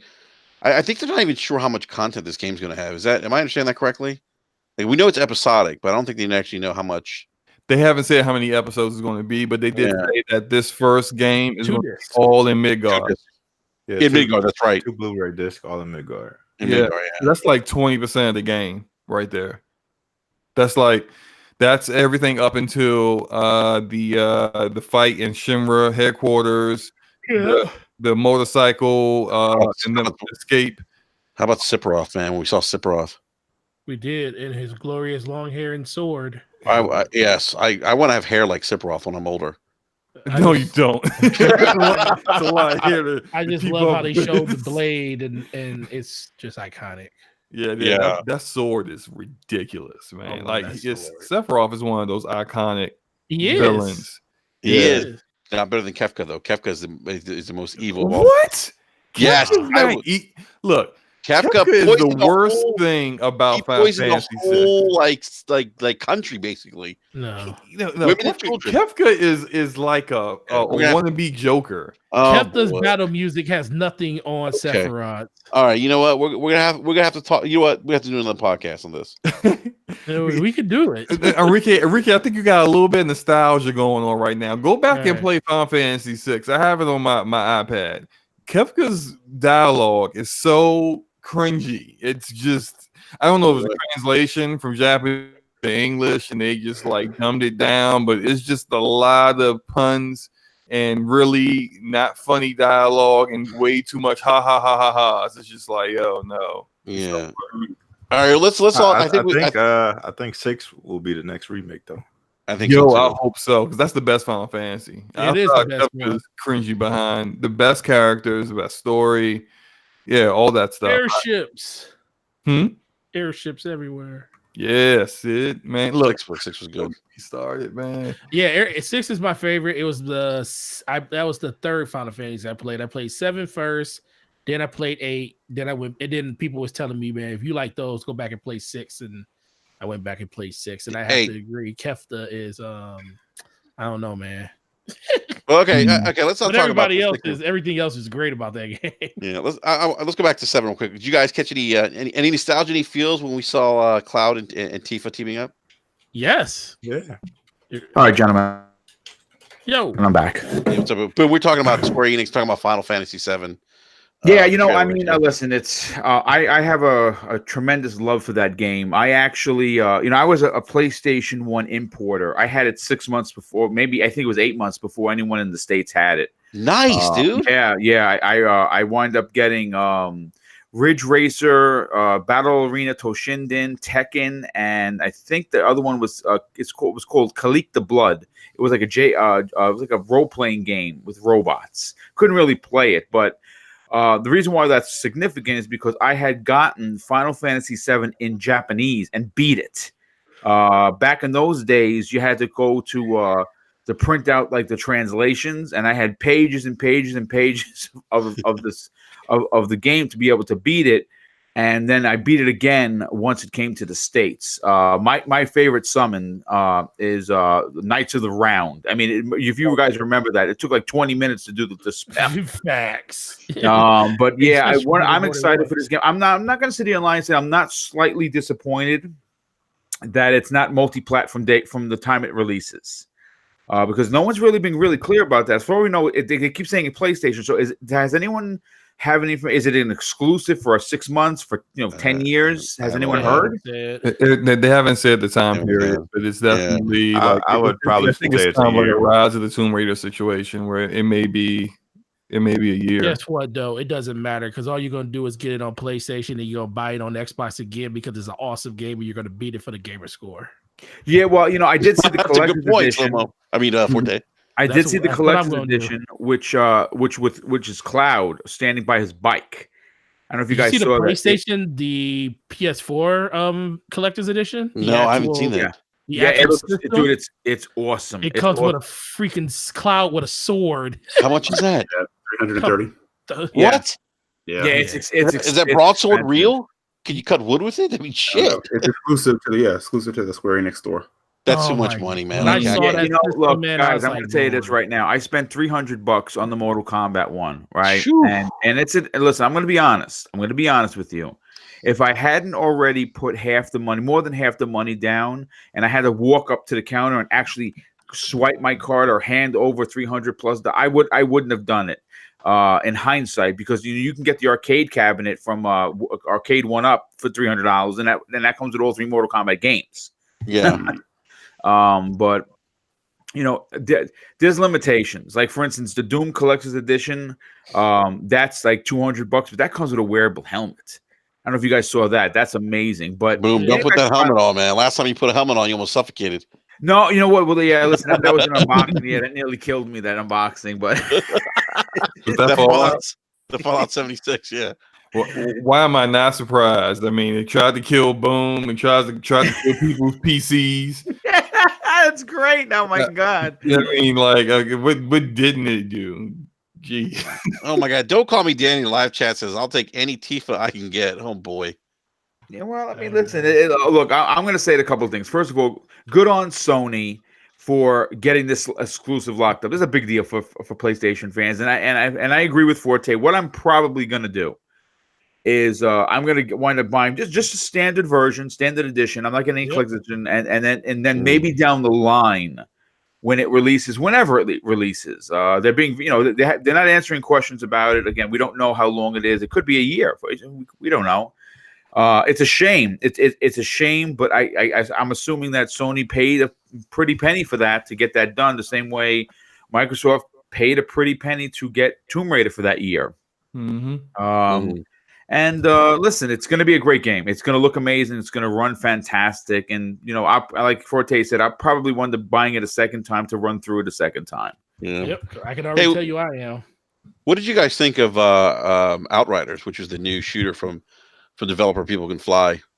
I got to be honest, gets piqued my interest. Yeah. I don't know if they have Dark sci-fi world. Yes. Yeah. It seemed as if they had some sort of she shot fire from her hand, right? So I don't know what powers they have, but they're big monsters. And People Can Fly, man. Listen, you like Judgment or you don't. I hear you, but it was still funny. I enjoyed that game. And of course, what was the one thing maybe got it? Your body. Boom, your body, man. Yeah, that's been happening because of where he's at. So he's been in and out. How do I sound now, guys? Not A lot perfect. better. We heard you say, Gears of War Judgment. This developer made that game. Yeah, which is not like. I think they even joked about it too. I think at the reveal. No, of the they game. talked about it proudly. Like, yeah, we're the developers that made Gears of War Judgment. I was like, the worst. Yeah, they're like the worst Gears game. the worst Gears game. What are you proud about? Don't talk about that. You're trying to. You want people to buy Outriders, right? Come on, you bragging about the worst Gears? Man, okay, but I mean, it does. The trailer did look interesting, though. I'm interested, but just the fact I'm hoping that, like, hey, you guys have learned some things since Judgment, and the things you've learned are going to be implemented in this game. Bulletstorm is a fun game, though, man. It is. That is true. It is good. Yeah. Well, yeah, that Judgment, game did look. Yeah, Judgment. I can't. Yeah. That was rough. Yeah, that was rough. Judgment is so bad that Gears fans don't even speak of it as if we don't acknowledge that. It's not even acknowledged. It's just like, yeah, I'm running through the Gears games again, and everyone already knows you're not playing Judgment. You're gonna play. Yeah, Judgment's never like 1, 2, 3, and mentioned. 4. Like you don't play Judgment. No one plays Judgment. Microsoft keeps trying to give it to people. They keep sneaking it into my into my account. Hey, Flobo, it's like when you buy like the Tim Burton Batman collection, they sneak in Forever and Batman and Robin on you. Right? They're like, can I just get Batman and Batman Returns? Like, nah, you gotta take these two with it. Oh yeah. Or all these copies in the warehouse. Or the new Arkham collection. They always sneak in. What's the one that wasn't made by Rocksteady? Which one was it? Origins? Yeah, Origins. Listen, I know what you're saying. Origins is really good. I enjoyed that. Origins is not ever included in the collections though. No, it never is. Not? Nope. Maybe they learned because it was not the one that was like had the lowest Metacritic. People liked it the least, right? They did, but you know what I think at that point too, and maybe Boom understands this too. I think people were kind of feeling a little bit of fatigue. Might have been, yeah. I mean, you got to imagine at that point that it'd be the third one. It was released closer to the second one. And I think it might have been a year apart. Yeah, yeah. That's why it was made by a different team. But yeah. I can see people being a little fatigued. I kind of felt like people were fatigued with Arkham Knight. Yeah, they were. Yeah, they were. Yeah. The way people complain about the Batmobile, and then they like the story. I already figured it out halfway through the game. Yeah, especially if you were a comic fan, you knew like within 20 minutes of playing the game who the villain really was. It was pretty obvious. Yeah. What the? Okay, it looks like AP Cool J wants some attention. Hey, real quick. Speaking of the chat, we did have a question in the live chat for Chief Tomei. He wanted to know our thoughts on Microsoft pulling back on its support of backward compatible games and enhancing games for Xbox One X. My personal thoughts on it sucks, but I know that a lot of that has to do with them focusing on gearing up for next gen. So and being able to take, I think, 3 generations of console games into the new platform. So I'm okay with it if that's the end result. What do you guys think? I agree. I'm okay with that as well. I like the games coming, being backwards compatible and coming back, but I also would like to make sure that if I do eventually upgrade to the next gen systems, when I do that I can play all my games. So if they don't have the staffing to continue to keep cranking out games for Xbox One now, while also trying to prepare for the launch next year, then do what you gotta do. So I mean, I get it. Yep. Boom. What are your thoughts, man? Look, here's the thing. They have so many, right? I mean, listen, don't get me wrong. I would love to have everything 100% backwards compatible, for every game. But they, I don't think it's going to stop. I think what you're going to do is just going to be a slower drip feed. Like Azura's Wrath. I'm not sure if you guys ever played that, but that was by Capcom. I haven't played it. I'm buying that game as soon as I get back to New York. I don't know if I have it anymore. I remember buying it the disc. That was one game I never got a chance to get in, and a couple of friends of mine have saying that it is one of the biggest hidden gems. Yeah, in the Xbox 360. I actually bought it right at the tail end of 360 before Xbox One came out. Yeah, just never got a chance to play it. But yeah, it just loaded into my ready to play. Nice, dude. That's cool. Yeah, that's nice, dude. That's because back then I bought everything physical. I went digital. I say maybe in 2017. So now, like you guys, you turn on your Xbox and there's something, something waiting to be downloaded, and sometimes it's 2, 3, 4 games at a clip. Yeah, it was like $3. I remember, and I was like, I heard nothing but good about this game. $3, I'll buy it. Just never got around to it. So I'm gonna definitely check it out. The live chat says it's a masterpiece. Yeah, see, I'm telling you, it's one of those hidden gems that nobody played. Look, I'm okay with them trying to focus on the future. Like I said, talking with the guy, and I didn't get a chance to mention this on the show today. They have over 3,000 games that you can play right now on. There's actually 3,500 games right now on Project xCloud, which is ridiculous. Jesus, it's a lot of games, and that's from 3 generations. That's the OG Xbox 360 and current. Damn. That sounds pretty badass. B Money, man, I heard you saying something, man, regarding the backwards compatibility. What are your thoughts, man? I mean, to me, it's not really a big deal. Yeah. I don't really go back to too many of the backwards compatible games anyway. Mhm. All the ones that I've wanted have pretty much come over, so it kind of is what it is. Just move on. Yeah. All right. Cool. Any additional thoughts, man? Before we, I want to get back to Square Enix. Before we get back to that, No, I'm kind of in the same boat. If it was something that they were like just abandoning like altogether, then I think people would be more like, "Well, wait, what?" And I think honestly, I think the only thing we talked about in DM was like it seemed like people were confused by the messaging. Some people felt that they were like saying, "No, we're done."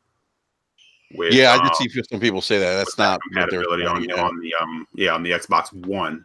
But that's Yeah. not what they were saying. But because people don't, I know they have more detail on the Xbox blog, but people don't read like that. So People don't read. Yeah. Oh man, Well, they hear something. headlines. Unfortunately, Headlines they only. just run with it. Yeah. Try headlines only. right. Yeah. Guys, I do want to jump back to Square Enix real quick. They did end the show with, which I think all of us were looking forward to, Marvel's Avengers. What did you guys think of the trailer? I thought it looked pretty interesting, although I wasn't sure, but I thought the character facial animations were a little interesting looking. You know what it? Yeah, you know what it is. I think we're so used to. You got to remember, guys. We're talking about. We're all probably MCU fans, right? Yes. Oh, And absolutely. we've been watching the films for 10 plus years. Now we're going to the 11th. The 11th year. So when you say Iron Man, do you think anyone else than Robert Downey Jr.? Hearing his voice, it sounds weird. When you look at Captain America, I don't think of anyone else but Chris Evans, and their faces, not that they were like gross, but I don't think we're just used to them, to be honest. That is true. But I felt like I'm sorry, Slim. I just want to just say something real quick. I just felt like I felt like they kind of borrowed like a little bit of bits and pieces from, like the characters in the movies a little bit. Like I don't know, but it just, I don't know. It seems that's a great point, Boom. We've been so used to seeing those characters for the last decade, and I thought the Black Widow's costume looked just like her costume in the movies. Yeah, see, that's what I'm saying. true. Like there's Yeah. but they but it's almost like they went half Scarlett Johansson, Yeah, A little bit. I think we had a discussion in DM about this, and I think B had a great. I think it was B who had a great point that they couldn't. It's probably the best to not try to model them after the actors, because then not getting these famous actors to actually do the voices, people would have complained of seeing Robert Downey Jr.'s face, but then hearing Nolan North's voice. Nolan North, yeah. Yeah, even though he's amazing voice, he's probably one of the best.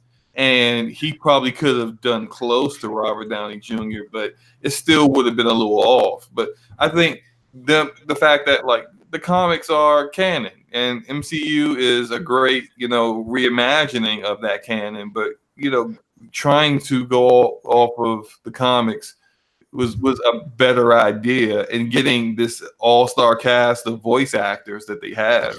What's the name? Laura Bailey, Nolan North, Troy Baker. I mean, they got literally the entire Avengers cast are full of people that have are great, So it's Hey, so real quick, man, your mic's like cracking. Sounds like it's like okay. All right, let me. I'll mute myself. I'll try to get it fixed. yeah. Yeah, I mean they have an all-star panel of voice actors there, for sure. So I mean, Enrique, can I just mention something? Yeah, go ahead, man. I was thinking about it, as you guys were talking, because I sit back and I like to ponder sometimes thinking about it. As gamers, we're actually pretty lucky, and what I'm gonna, when you think about it, before Spider-Man on PlayStation 4, Marvel games for the most part have been disastrous, right? And just look at the pattern that we're rolling into. First of all, Spider-Man, masterpiece. End of the story, no questions asked. It was a masterpiece. I loved it, every minute of it.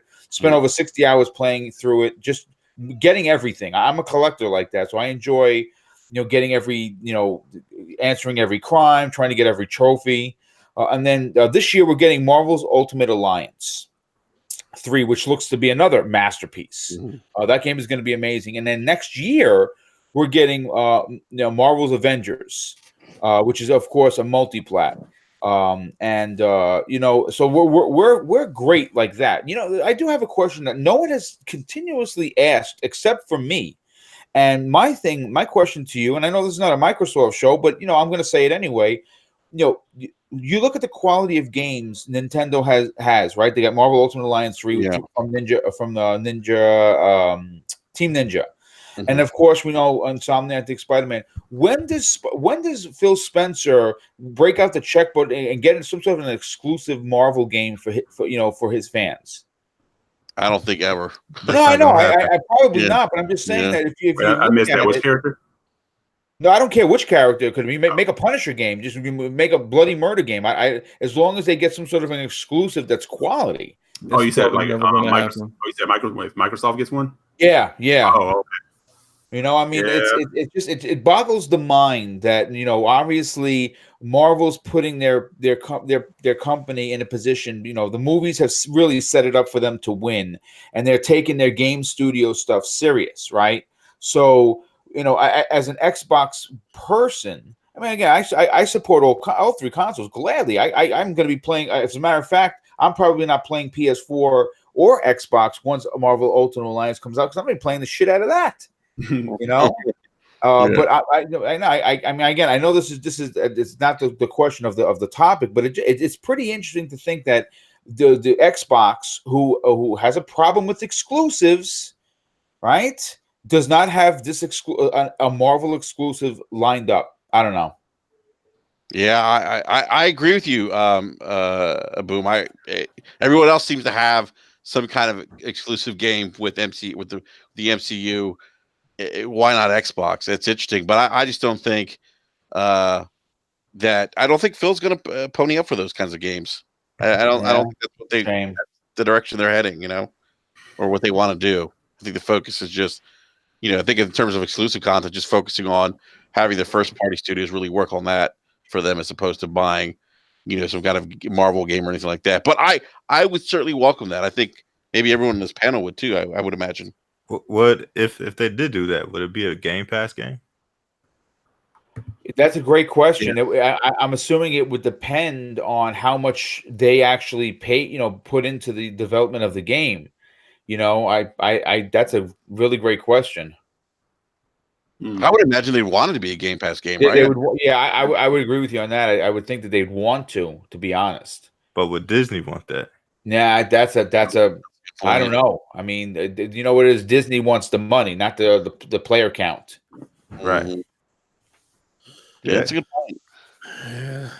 That's a good point. Disney gonna take over this. When Disney Plus comes out, it's gonna take over. Yeah. To take over the world. I'm getting it day one. I'm telling you that right now. I am too. I'm counting down the days. I'm with you, Boom. I'm with you. But what did you guys think of the trailer? I did hear though that that the Thor character actually plays much like Kratos in God of War. If you guys heard that. Yeah. So I think that's kind of cool. But what did you guys think of the overall trailer? Did you guys think it was cool? Are you even more excited for the game, or are you guys kind of like, I need to see more? Oh no, I'm stoked, dude. I cannot wait to see more of this game. Yeah, I want to see more, but I'm high. I was standing out. Yeah, I was excited about the trailer too, but I definitely need to see more. Like, I think it would have served them better to show some form of gameplay, because they said, you could play the game with 4 players, but also the way that they showed the trailer, it almost seemed like, like one of the old, I don't know if you guys played the X-Men game that was based on a movie where it had like 3 characters. You play as Wolverine, Iceman. Yeah. You know what I mean? Where you play as a character and it kind of forces you to play as another character based on a situation. And the trailer made it seem like that is kind of how the game is played. So I think, if they would have showed gameplay, it would have gave a better understanding. A lot of people, think there's going to be, either a game that's going to be closer to what Marvel Ultimate Alliance is, when all players are on screen, that type of camera angle. Like, we don't know like what to expect. So to have that big announcement and not really, let the general consumer know, what the gameplay is going to be like, I think was a little bit of a disappointment. Yeah, I seen the guy run the theme of E3 overall, man. Yeah. There's a lot of trailers, but not enough gameplay. Yeah. I've been hearing that. I mean, if you look at obviously we're all social media in tune because we have channels and we have content we put out for people to listen to. And I got to be honest, man, I really have been getting that feeling from a lot of folks that follow. People enjoyed E3. People are enjoying it, but people are also walking away. I hate to use the word unimpressed, but that's really what it comes down to because a lot of stuff were trailer. I kind of look at it like this. I think if you're there, you're definitely in that moment. I think there's that energy because you're with other gamers, right? If you're at home kind of watching it, yes, you walk away with games you absolutely want to play, but you kind of go, did I need E3 to get this information? That's a great point. Great point.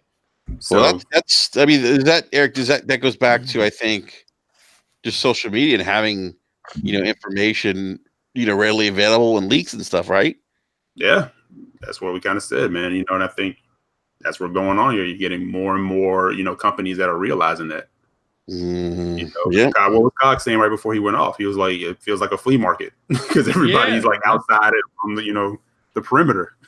Yeah, doing that's what I was. That was the one thing I was. And now, Boone, I know you've been in there. This is your first E3. Not knowing how the floor used to be when Sony was there. How does it look with? So, do you feel the presence of Sony not being there, basically? I'm going to be honest. There is so much going on. It's so big. Yeah. That I knew Sony wasn't going to be there. We all did, but I honestly didn't really feel like them not being there was that terrible because I again, this is my first one, like you said. I mean, it's disappointing to their fan base, but at the same time, they had a couple of pretty big announcements. The Final Fantasy VII thing being exclusive for however was good for for the fan base, and of course, the Death Stranding announcement was good for the fan base. So Sony did do something.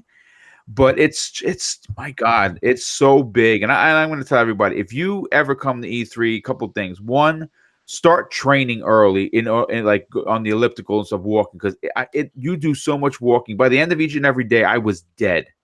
Wow. Yeah, I mean, you said it was like it's not a sprint, guys. It's a marathon. It is a marathon indeed. Wow. I will say this, Forte. The first year I went, EA was there. Like everybody was there. All the big publishers were there. Mm-hmm. The second year I went is when they started EA Play, and EA wasn't there.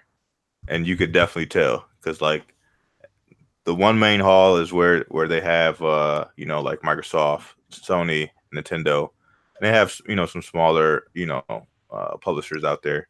But in the other hall is where they had the Ubisoft, the Activisions, the 2Ks, EA. Mm-hmm. You know what I mean? So when EA wasn't there, like that whole back row, Bethesda's in that same area. But when EA wasn't there, like that whole section that they occupied was nothing but vendors. You know what I mean? Trying to sell chairs and T-shirts and different gaming content and stuff like that. But you could definitely tell. You know what I mean? And I would assume, with Sony not being there, if you knew, where they actually were and how much space they actually took up, that you would notice it. Hey, Boom, a question for you. Did you get a chance to play? Did they have the Avengers game playable there for everyone? They did. They had the game. They had gameplay, but I would be lying if I knew whether it was. The line was around the block, so to speak. Okay. And we would have. I mean, again, it's if I could clone myself where I could get to everything, I would have gotten everything. It's just that you have to kind of with E3, you kind of got to pick your poison. Like I jumped into right away Borderlands 3. I actually got behind closed doors. And then I got a chance to actually see the game playing. I was gonna play, but I did video instead of actually playing it. One of the Iron Lords, I taped playing it. Because I watched that. Yeah, I saw that. Looks great. Awesome. But yeah, the line was wrapped around. Now it's it's hard to say if it was gameplay, because I don't know if they actually show gameplay. But they didn't show any gameplay Yeah. in the conference. But Yang Ye came out with a video earlier today, and Yang Ye said he played it. Oh, And- okay, yeah. So then maybe, yeah, but then maybe that was the line to play it. I like I said, it was, by the time I got ready to get on the line, it was people as far as the eye could see. Mm. And when I looked at the, because they post like the waits, like, hey, just telling you gonna wait. It was 120 minutes. Wow. Play. So I was like, yeah, that's 2 hours. That's I'm gonna take the L on this one for me being slow. Yeah. But people don't realize, like, when you go to E3, that the theater or the convention center is only open for 6 or 7 hours. Yes. So you know what I mean. When you're in there and you sitting in line, for 2 hours and finally get a chance to play, like, you might only play 2 games when you do that. So you got to pick and choose how you move around. Yeah, that's interesting. Like Yang Ye was saying, he says all the Avengers play completely different. And he said, well, Iron Man looks as if he flies like Anthem. Yes, he does. Yeah, with that, he said he plays like the Storm Javelin and Anthem. That's how he plays. He said that Thor plays like Kratos in God of War, with throwing the hammer and being able to stick like the hammer on enemies, and then like fighting without it and then recalling it when you're ready. He said the Hulk is just like a barrel, like a wrecking ball all over the place. He said the Black Widow is kind of like how Arkham's combat is, with a lot of counters and things like that. And Captain America is kind of similar to Thor, but it's like you can kind of charge up his shield, and then like the longer you hold the charge, the more it will ricochet off enemies and then come back to you. So that's dope. Yeah, it seems like they all play completely different. And that was he really enjoyed it, because he said that he wasn't impressed with the actual presentation at E3, but the actual gameplay he was impressed by. But he's still concerned about how they're going to monetize. And his whole stitch about monetization. Yeah. I mean, listen, they got to make the money. They just, and it's funny you should say that, dude, because we're all older dudes here, right? Like, I don't know everyone's age, but I'm an older guy, and I don't want to turn this into like I'm pooping on the young, but you got to remember, folks, these games cost not just $1 million, but millions with an S. Yep. And they already came right out and said every piece of DLC, every new character, every new mission, every new story, free. I find that hard to believe. I mean, how long listen, do you sustain that for? Listen, they're talking. It's not going to be I don't think I've heard anyone say, "Well, it's a 10-year plan like Destiny," but they're talking about bringing some serious big missions, original written missions. They got to make their money up somehow. And how do you think they're going to do that? Well, if you are a Marvel freak like me, and you're going to get a chance to get the 1940s Captain America outfit, then guess what? I'm going to be buying that. If you're going to, when Spider-Man eventually gets into the fold, are you going to, would you spend $5 or $10 on the Symbionite suit? If I freaking would, no problem. So there, I understand that his spiel is like, well, the DLC should be free and we shouldn't have to pay anything. Well, listen, microtransactions, if they're not gross, if they're done in a way where they're not shoved down the player's throat and they don't change the way you play, I have no problem with them. Yeah. I great. I mean, it's great lip service to the fans. I hope they keep that promise.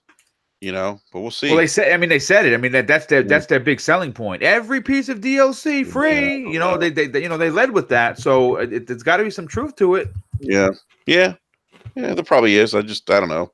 I'm skeptical sometimes of these things. That's just me, though. Speak with your wallet, Enrique. Huh? Speak with your wallet. Yeah, exactly. Speak with Say your it wallet. with your chest. Yeah. Hey, Boom, real quick, before we wrap up the show, since you are at E3 right now, I got to ask you, man, What was it like to see Keanu Reeves come out on stage? All right. Well, I'll start off with this. Walking into the Microsoft theater, the environment was electric. You know what I'm saying? And we're sitting there. I was 9 seats away from the front stage.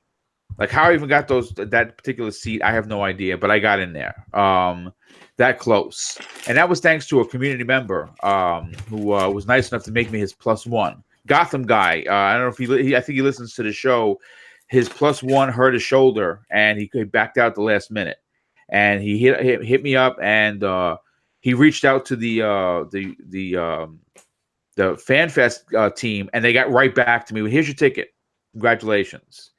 So that's probably the highlight for me. But I'm sitting there, right, and we're watching Cyberpunk, and my mouth is on the floor. I cannot believe what I'm actually seeing. And then the lights go out, and then all you see is a door slide open, and you because the way the trailer ends, you saw that it's his face. Right. It's like, oh, come on, he helps the guy up, and everyone was like, oh my God, Keanu, and then the everything goes dark, and all you see is his silhouette. And he has a unique build. Like we knew it was him, and he came out. He was electric. I mean, he was great. He was, going back and forth on the stage. He's calling people. People like, "You're awesome, Keanu." I go, "No, you're awesome." He was interacting with everybody. It was really unbelievable to see him up on that stage. He couldn't even get through his pitch. Yeah, he couldn't. That's right, because people he even said it. He was like, "I got to get through this, guys." It was good though, man. I mean every time when I saw it, it's like you said, Boom. As soon as he came on that stage, I saw the silhouette. I was in a party with PTK Blam, and we was like, "Dog, that's freaking Keanu Reeves!" And people were, people started chanting, "John Wick, John Wick, baby!" Great.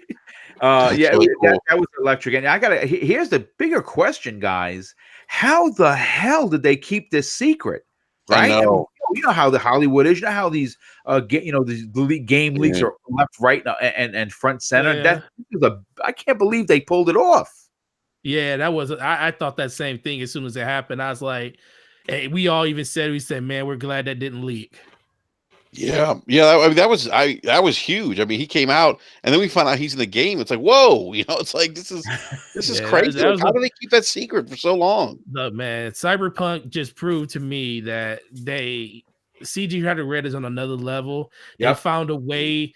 Like this is the third time like we seen an extended like kind of look at the game, and all 3 times they have nailed it with just codes and taking over Xbox's theater on the first one, giving us 15 minutes or 49 minutes of gameplay in the second one, and then just shutting it down with Keanu Reeves at the end with a prosthetic arm and glasses, saying let's burn the world down. I'm like, what? Yeah, that was awesome. That was awesome. Just good, man. It was fanfare at its best, honestly. Yep. Yeah, Ryan McCaffrey actually just tweeted out. He was at a behind the scenes showing of Cyberpunk. He said it reminds him a lot of. I'm paraphrasing, but actually, he says just got out of the Cyberpunk E3 2019 demo.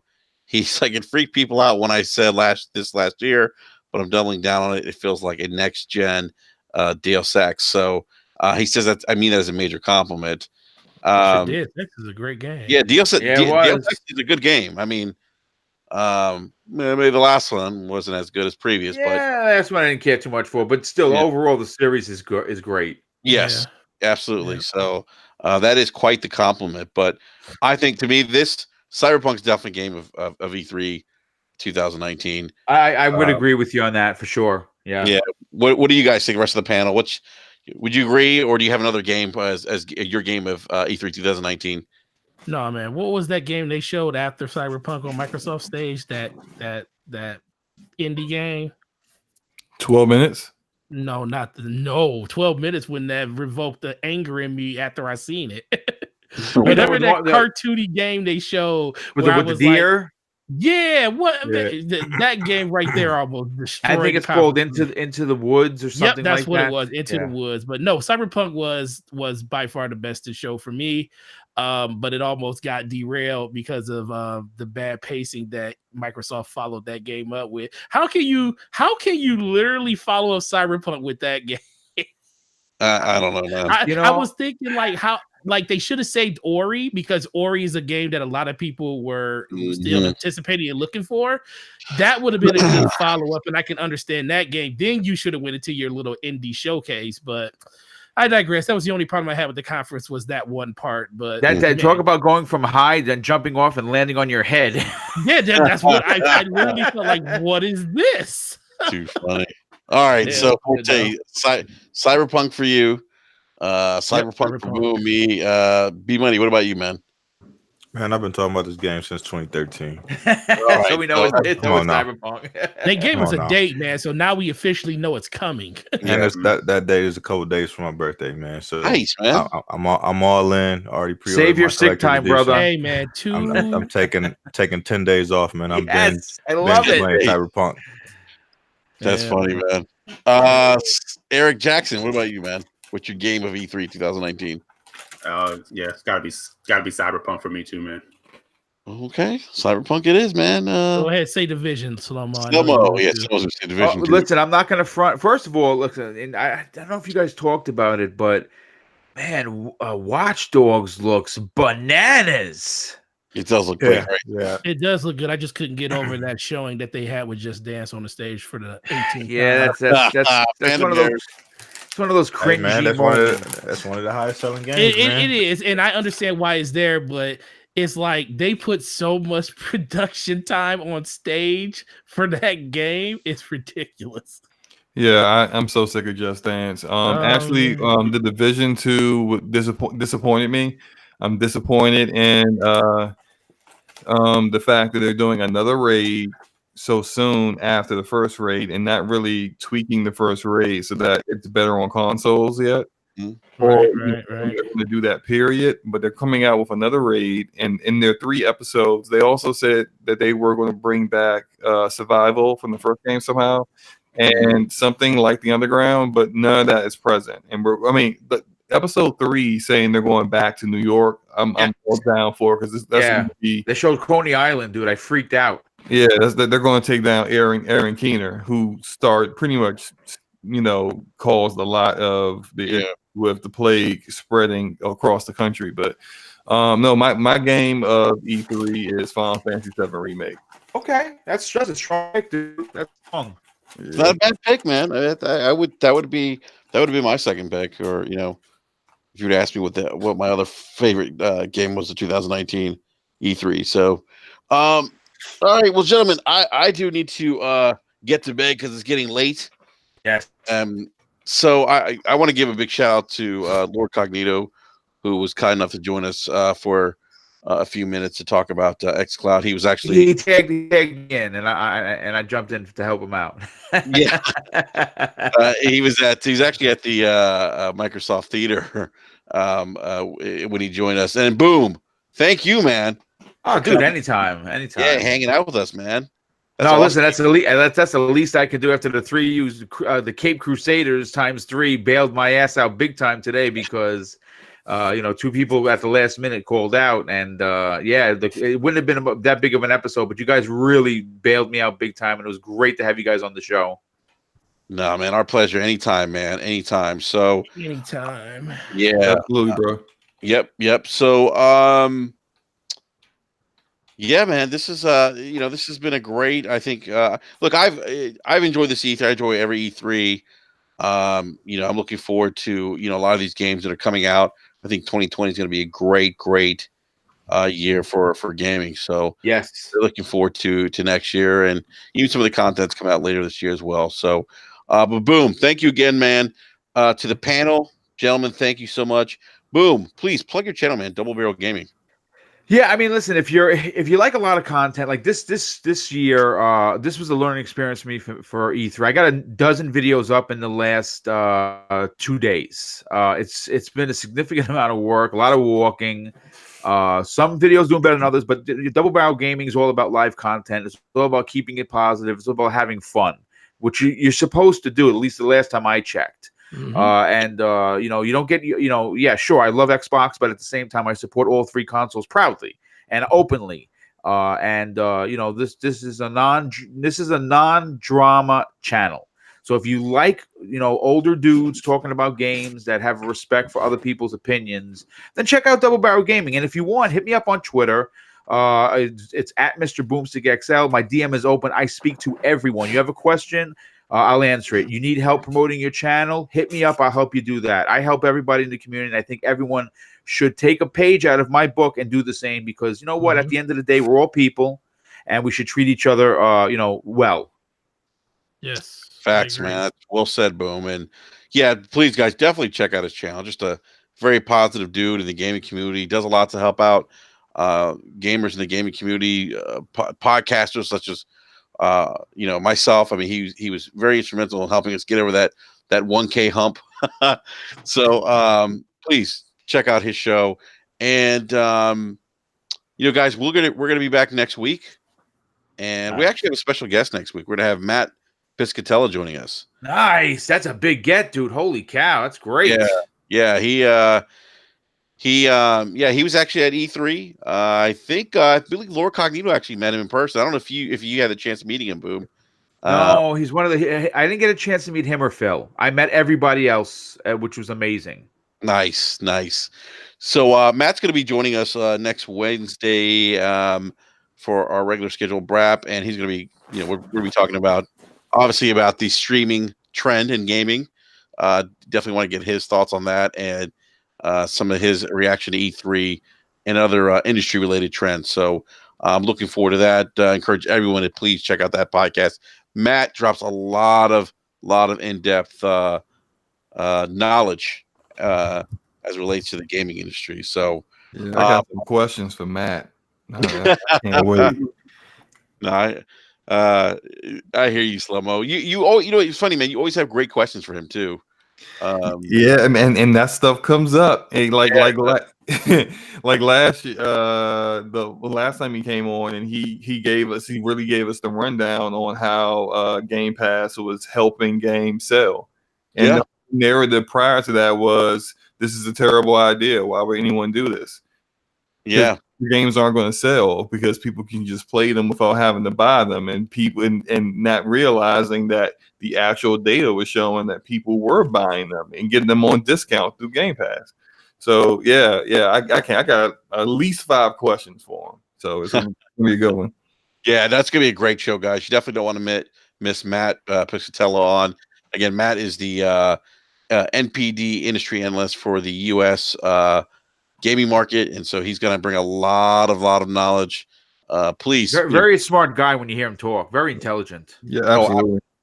He's been in the gaming industry probably 20 years or so. He actually started off at Activision, if I'm not mistaken, when he first got in the industry. So yeah, he knows his stuff. So definitely want to miss that podcast next week. So on that note, we are out. Boom! Thank you again to my panel members. My pleasure, guys. Thank you as well, guys. We'll be back next week, Wednesday night, 9 p.m. Eastern Standard Time. Although I've been known to drop a rant or two in between podcasts. No, not you, dude. Yeah, not me. Not me. So, all right, gentlemen. Everyone, please have a great night. And hey, by the way, congratulations to the St. Louis Blues. Won their first Stanley Cup tonight. So Nice. Yeah. So, all right, everyone. I'm out. We're out. We'll see you guys next week. Enjoy the rest of the week. Take care, everybody. Enjoy E3. Yep, enjoy E3 and playing video games this weekend. We'll see you next week. Peace. Peace. Later.